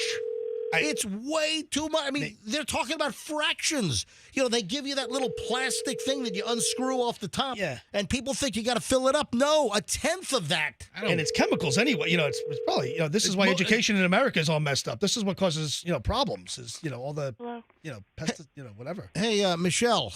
Yeah. Are you listening right now? Are you talking about laundry detergent? I am. I'm talking about laundry detergent. What's with that tone? Yes, we're talking about laundry detergent. Because he knows nothing about the laundry. He's never even, I don't think he's ever even stepped foot in the laundry room. That is correct. It's part of the house I've never been in. What is your concern? How much detergent do you use when you do a regular load? Yeah. How much? First of all, I don't do a regular load. You're only supposed to fill your washing machine 3/4 full. Okay. All right. So the load that you're putting in our washer, whatever you define as a regular load. And what is the brand you like to use? Use a liquid. What brand do you use? I either use Tide or Persil. Okay, Persil. Persil, is that it? Yeah. Persil, yeah. All right. R-S-I-L. All right. Now, do they both come with the little unscrew cap that you then supposed to use as the measuring device? Yes. All right. Oh my gosh, you know something about that. How much of that cap do you fill with detergent? Usually like it has a number 1, 2, 3, 4. I'll put, if I do 3/4 of a load, I'll put up to the number 2 in there. All right. So how much of the cap? I mean, it's probably a half a cup. So you're not using this? No. It's not half a cup. It's maybe So half a cap, a quarter of a cap. How much you putting in? Not a full cap, I hope. Way less than half a cap. But it's still about a third to a half a cup of actual liquid, MJ. Michelle. No, it's not even. That little cup that they give you is so Michelle, tiny. the appliance doctors say I've read it. That you read it? You should be using 2 tablespoons. 2 tablespoons. It's not much more than that I'm putting in there. All right. I just want to make sure you're not just like blowing our detergent money down the drain. Oh, no. I would never do that. Hold, did you know this already, or you read it in the story that I printed out last night? I already know you don't put too much liquid or don't put too much detergent in your washing machine. Because it sticks to the clothes then. All right. Yeah. Okay. All right. Just checking. All right. I'll see you. I am your domestic goddess. Yes, you are my domestic goddess. Exactly. All right. Yeah. All right. I'll see you in a little bit. I'm almost done. Hurry home. All right. Bye-bye. All right. So, listen, this is news you can use here on the MJ Morning Show. You know, every wife out there that's listening right now, every husband is going to go to their wife today and be like, honey, did you know? Did you know? And every wife listening will be like, yeah, moron. Of course I know. What? Meanwhile, oh yeah, they're all changing their laundry protocols as of effective immediately. But I'm guessing that there are plenty of women as well that probably put too much detergent in the machine, whether it's the liquid or the powdered. I can't believe you've never used a washing machine in your life. Never touched. In your life? No. In college I did. I had to do it in the dorm, but I don't think I've touched a washing machine since Ithaca, 1984. Wow. Yeah. Wow. All right. Wow. I say that wow like I have. I'm just saying wow just so I feel better about myself. Me neither. I put up a load last night for the kids' clothes for school today. Great to have you in. Awesome. All right, Thanks man. for having us. We're out of here. I got to take a break. All right. GrayBullRescue.org out. Make a donation. GrayBullRescue.org. Good to see you, man. Now, hold on, man. Let me turn my. What was that? What did you say? If you're going to donate laundry, please, half a capful, not a full capful. GrayBullRescue.org. Thank you. All right, 9:24 at the MJ Morning Show. Final chunk of the MJ Morning Show is next here on 104.7 FM. It's Q105. If your carpets are stained,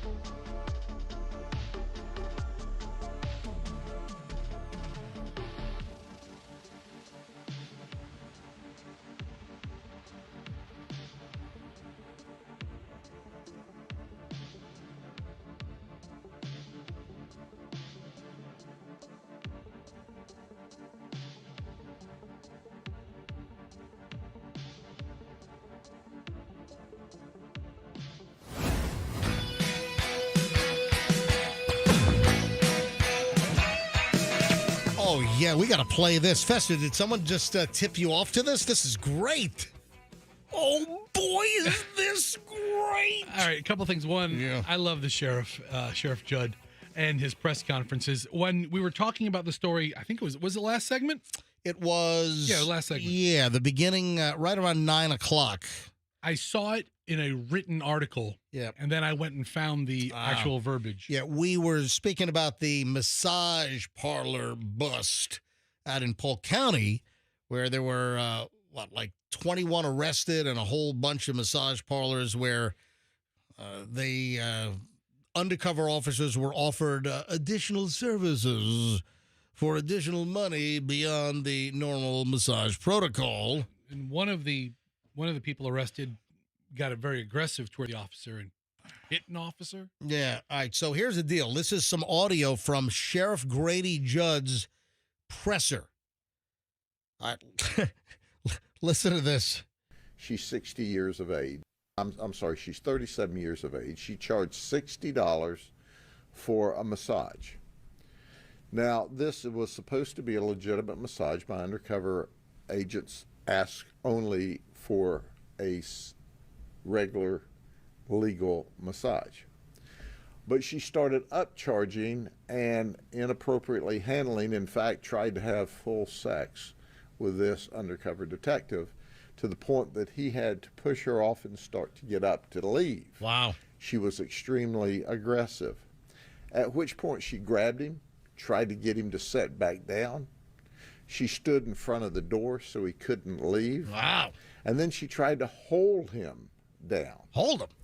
Now understand, they said this was really interesting because this is a big man, undercover detective, and they said, might have been 5 foot tall. She wasn't as big as a popcorn fart. Oh. I've never heard a popcorn fart. That's great. I've never heard that before. Hold on. That's I wonder if I can text the sheriff real quick. Just text him popcorn fart. Hell no. Yeah, Grady. Let me send Grady Judd a text real quick. Here we go. Popcorn fart. Can we call you quickly? Oh man, that's hysterical. I owe him breakfast. I gotta head out to Polk County here soon and take the sheriff Absolutely. take him out for breakfast. Oh, man, that's hysterical. I just sent him a text. Popcorn fart, ! Can we call you quickly? Let me see if he responds back. That's great.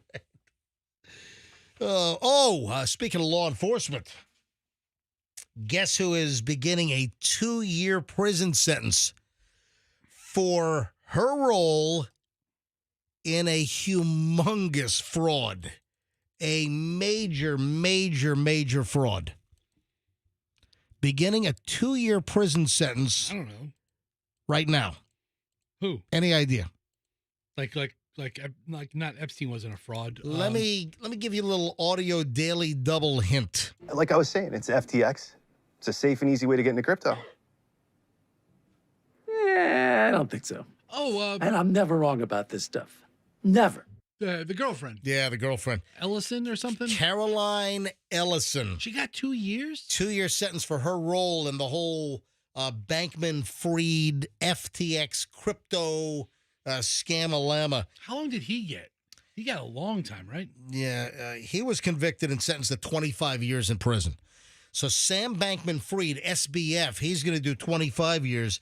Ellison is 30 years old, and yesterday she reported to the federal prison in Danbury, Connecticut, according to the Federal Bureau of Prisons. That's Martha Stewart's old place. Yeah, listen, a lot of people have been through Danbury. Yeah, she pleaded guilty, testified extensively against Bankman-Fried, and she got a 2-year sentence.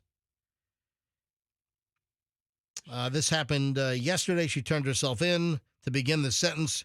And, of course, this fraud, the whole FTX crypto fraud, cost investors billions and, like a Carl Sagan line, billions and billions and billions of dollars.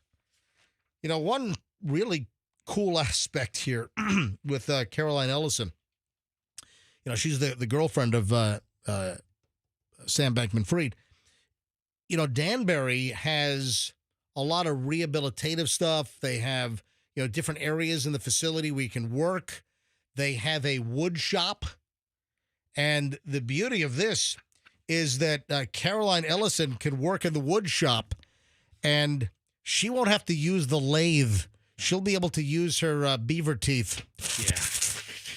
She's going to put her natural gifts to work. Exactly. Because, you know, listen, she can chew through wood. If you ever saw her front teeth, man, they're like little, you know, little beaver teeth. She could be out in the back stream and, you know, making a dam. So it's a long way to get to for that joke. It's all right. I heard a couple of rumors that there were like a couple of unaccounted for billions of dollars. They think she might have it stashed somewhere. Oh, yeah. 2 years, and then you got $2 billion stashed somewhere? I'll take 2 years. I'll take 2 years anywhere for $2 billion. Unbelievable. Fester, you sent me something. Let me see if Grady Judd has responded back. I did. Oh, he's up. He is. He's available. Call him. He said, give me 5. All right. Okay, hang on a minute. When did he send that? At 9:36. All right, call you at 9:42. All right, perfect. Love it. All right, we'll call Grady Judd in just a few minutes. You sent me this is a condescending comment. Fester, you emailed me some prep last night. Okay. And there was a story included, and there was a condescending comment. I try to give every story I send. I don't tell you the headline. I try to give you a little something to. Do you know what story you sent, which I was aware of, but thank you for sending it? Yes. Where you might have attached a condescending comment, and anything come to mind? You know, I'm so condescending all the time. I can't think of it. What'd I send you? About the Tico streetcar, that the free ride might be over. Hold on. I don't think this is condescending. I think this is actually a fact. Okay. Am I wrong? Yes, you're wrong. When? Some years, the kids were little, but we rode the streetcar. I think it was before it was Tico branded, or maybe it was. But Fester was trying to suggest that, I, MJ, that I've never been on the Tico Tampa streetcar. You amaze me with things you have and haven't done in this town. So I would, if you would have said, make a bet right now, put a wager down. Has MJ ever ridden the Tico streetcars from Ybor City all the way down to downtown, kind of like by Hattricks, through Amalie Arena, through Sparkman Wharf? I would have said no. We rode the streetcar when the kids were little. I think Michelle said, hey, it'd be fun to ride the streetcar. Remember, the streetcars went in, 20 years ago? It's been a long time. It's been a while. The streetcar. I've been on the street. You're suggesting what? That I'm too hoity-toity to ride the free streetcar? No, what I'm saying is I don't think you've ever done it. You're not a big Ybor City goer as much as you love clubs. Oh, yeah. I'm a real clubber. Yeah, I know. I mean, it's just not your neck of the woods. Yeah, only thing, the only clubs I hit are like club sandwich, and hopefully I never have a club foot. All right. Hopefully. But I don't. You don't spend that much time downtown. We don't work downtown. Downtown isn't the center of our lives. Even though a lot of people are, we're not big Ybor City. You're not at least a big Ybor City person. So I just thought you probably have never ridden on the streetcar. All right. So the bottom line is, and this has been circulating. The story's not fresh. This story's been around, but I guess now it's really coming to the end of the line. No pun intended.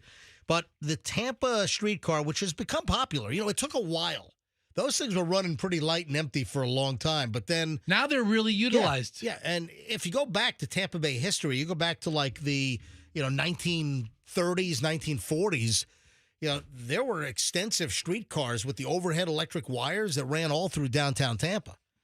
On the old cobblestone or the brick streets. Right. Yeah. So the deal is that the 5-year, $2.3 million agreement with FDOT is expiring. Yeah. Oh. So it's been a free service thanks to the grant, and the grant is running out, and it could get shortly where it's going to be like $2.50 for a one-way fare. So is that going to cause streetcar usage to plummet? Are they going to be riding empty? That sucks. $2.50 is just that weird enough amount of money to not make me do it. Because now if I took the trolley from downtown to Ybor and back, or from like Ybor, then go to all the hockey game and back, it's $15 for 3 people, or $2.50 a pop. I mean, I don't like that. And then you're suggesting that I wouldn't be riding a streetcar. That's right. Well, hold on. I'm not suggesting that. I'm just suggesting I bet you had not done that. It came. They started in 2002. Yeah, I know. It was like 20-something, over 20 years ago. Yeah, and we rode when the kids were little. We rode it a couple of times. So I hope they don't charge for this. Let me call Grady Judd. He should be expecting our phone call. This will be a great way to wrap up the show today. Actually, I've got a couple of other things, but let me call the sheriff, Polk County. Once in a while, he'll pull out a Polk County-ism. It just makes me proud to know that he's elected to office. Yeah, hang on a minute. I think he won his race. He was on the ballot on Tuesday in Polk County.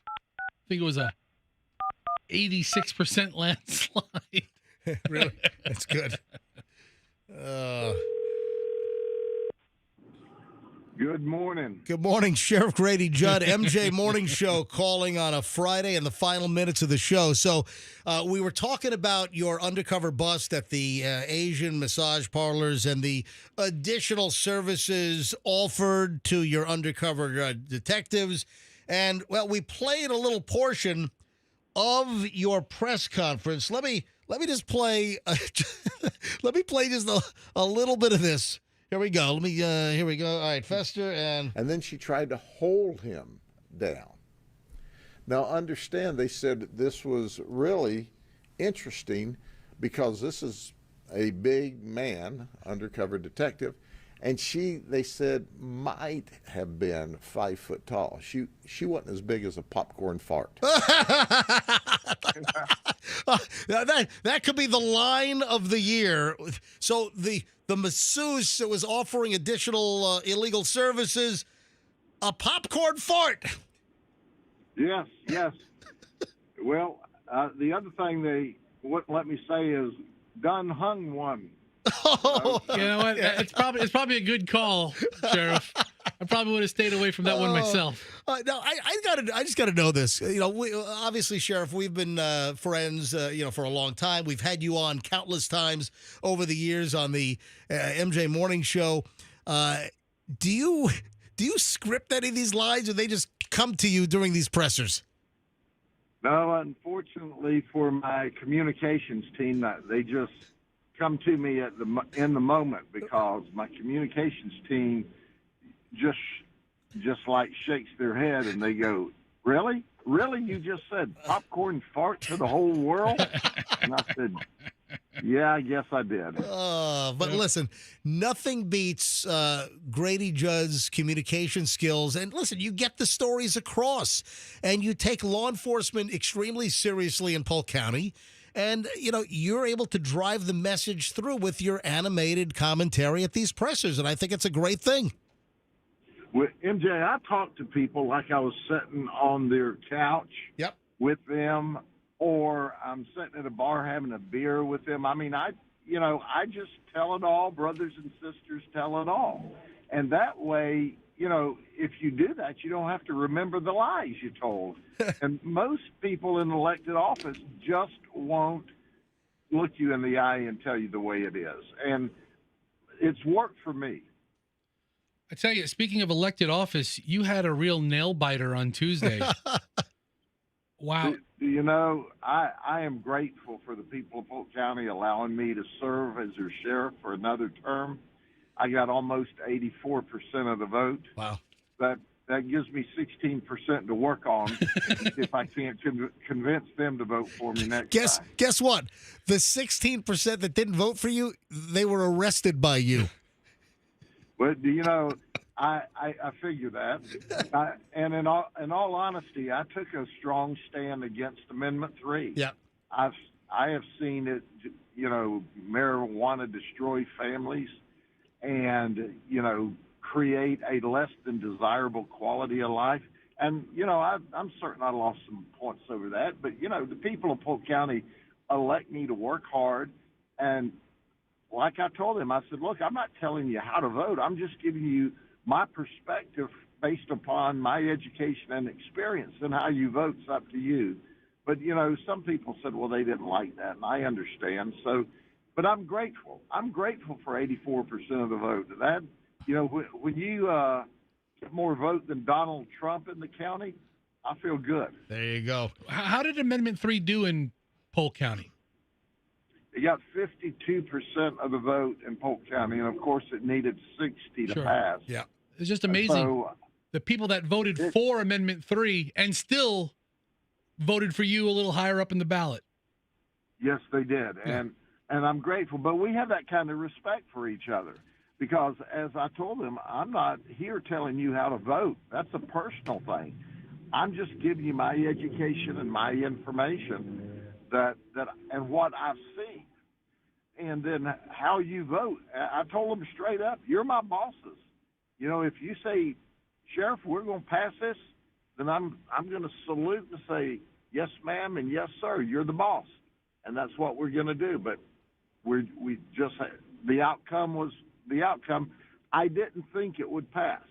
And the reason I didn't think it would pass, I talked to a lot of people that were for the freedom to have marijuana, but they recognized that this was a trick by this large group or this very large group of medical marijuana people who wanted recreational marijuana.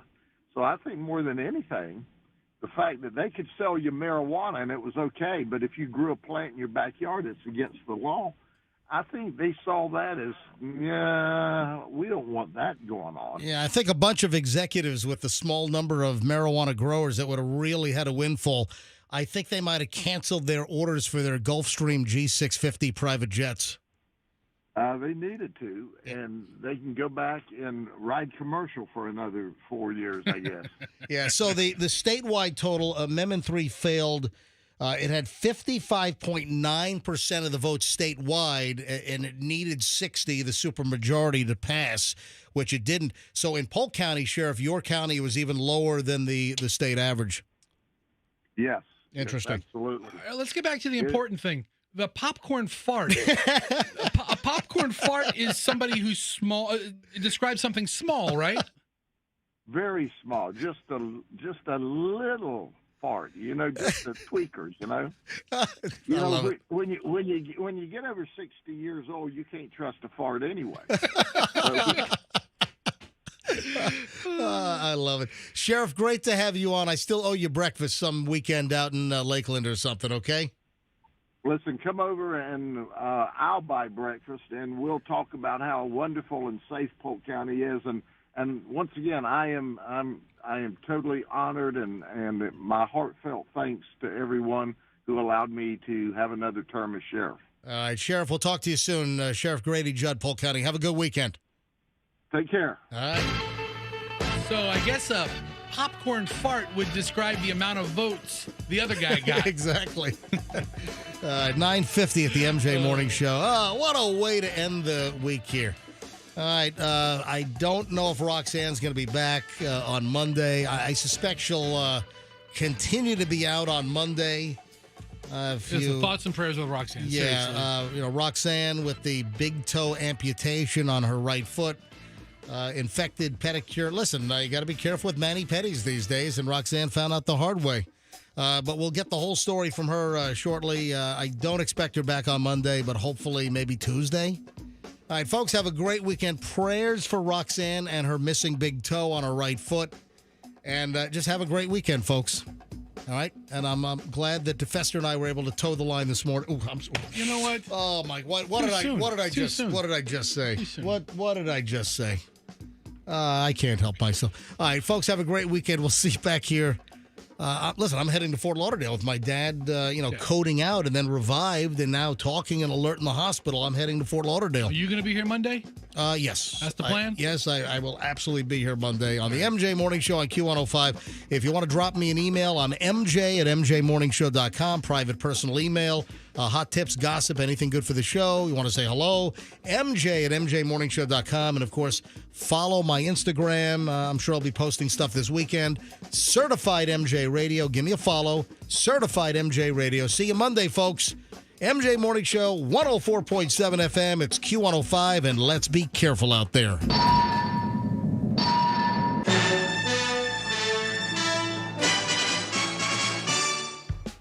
Download the app now. Get the Q105 app and listen to us anywhere. Powered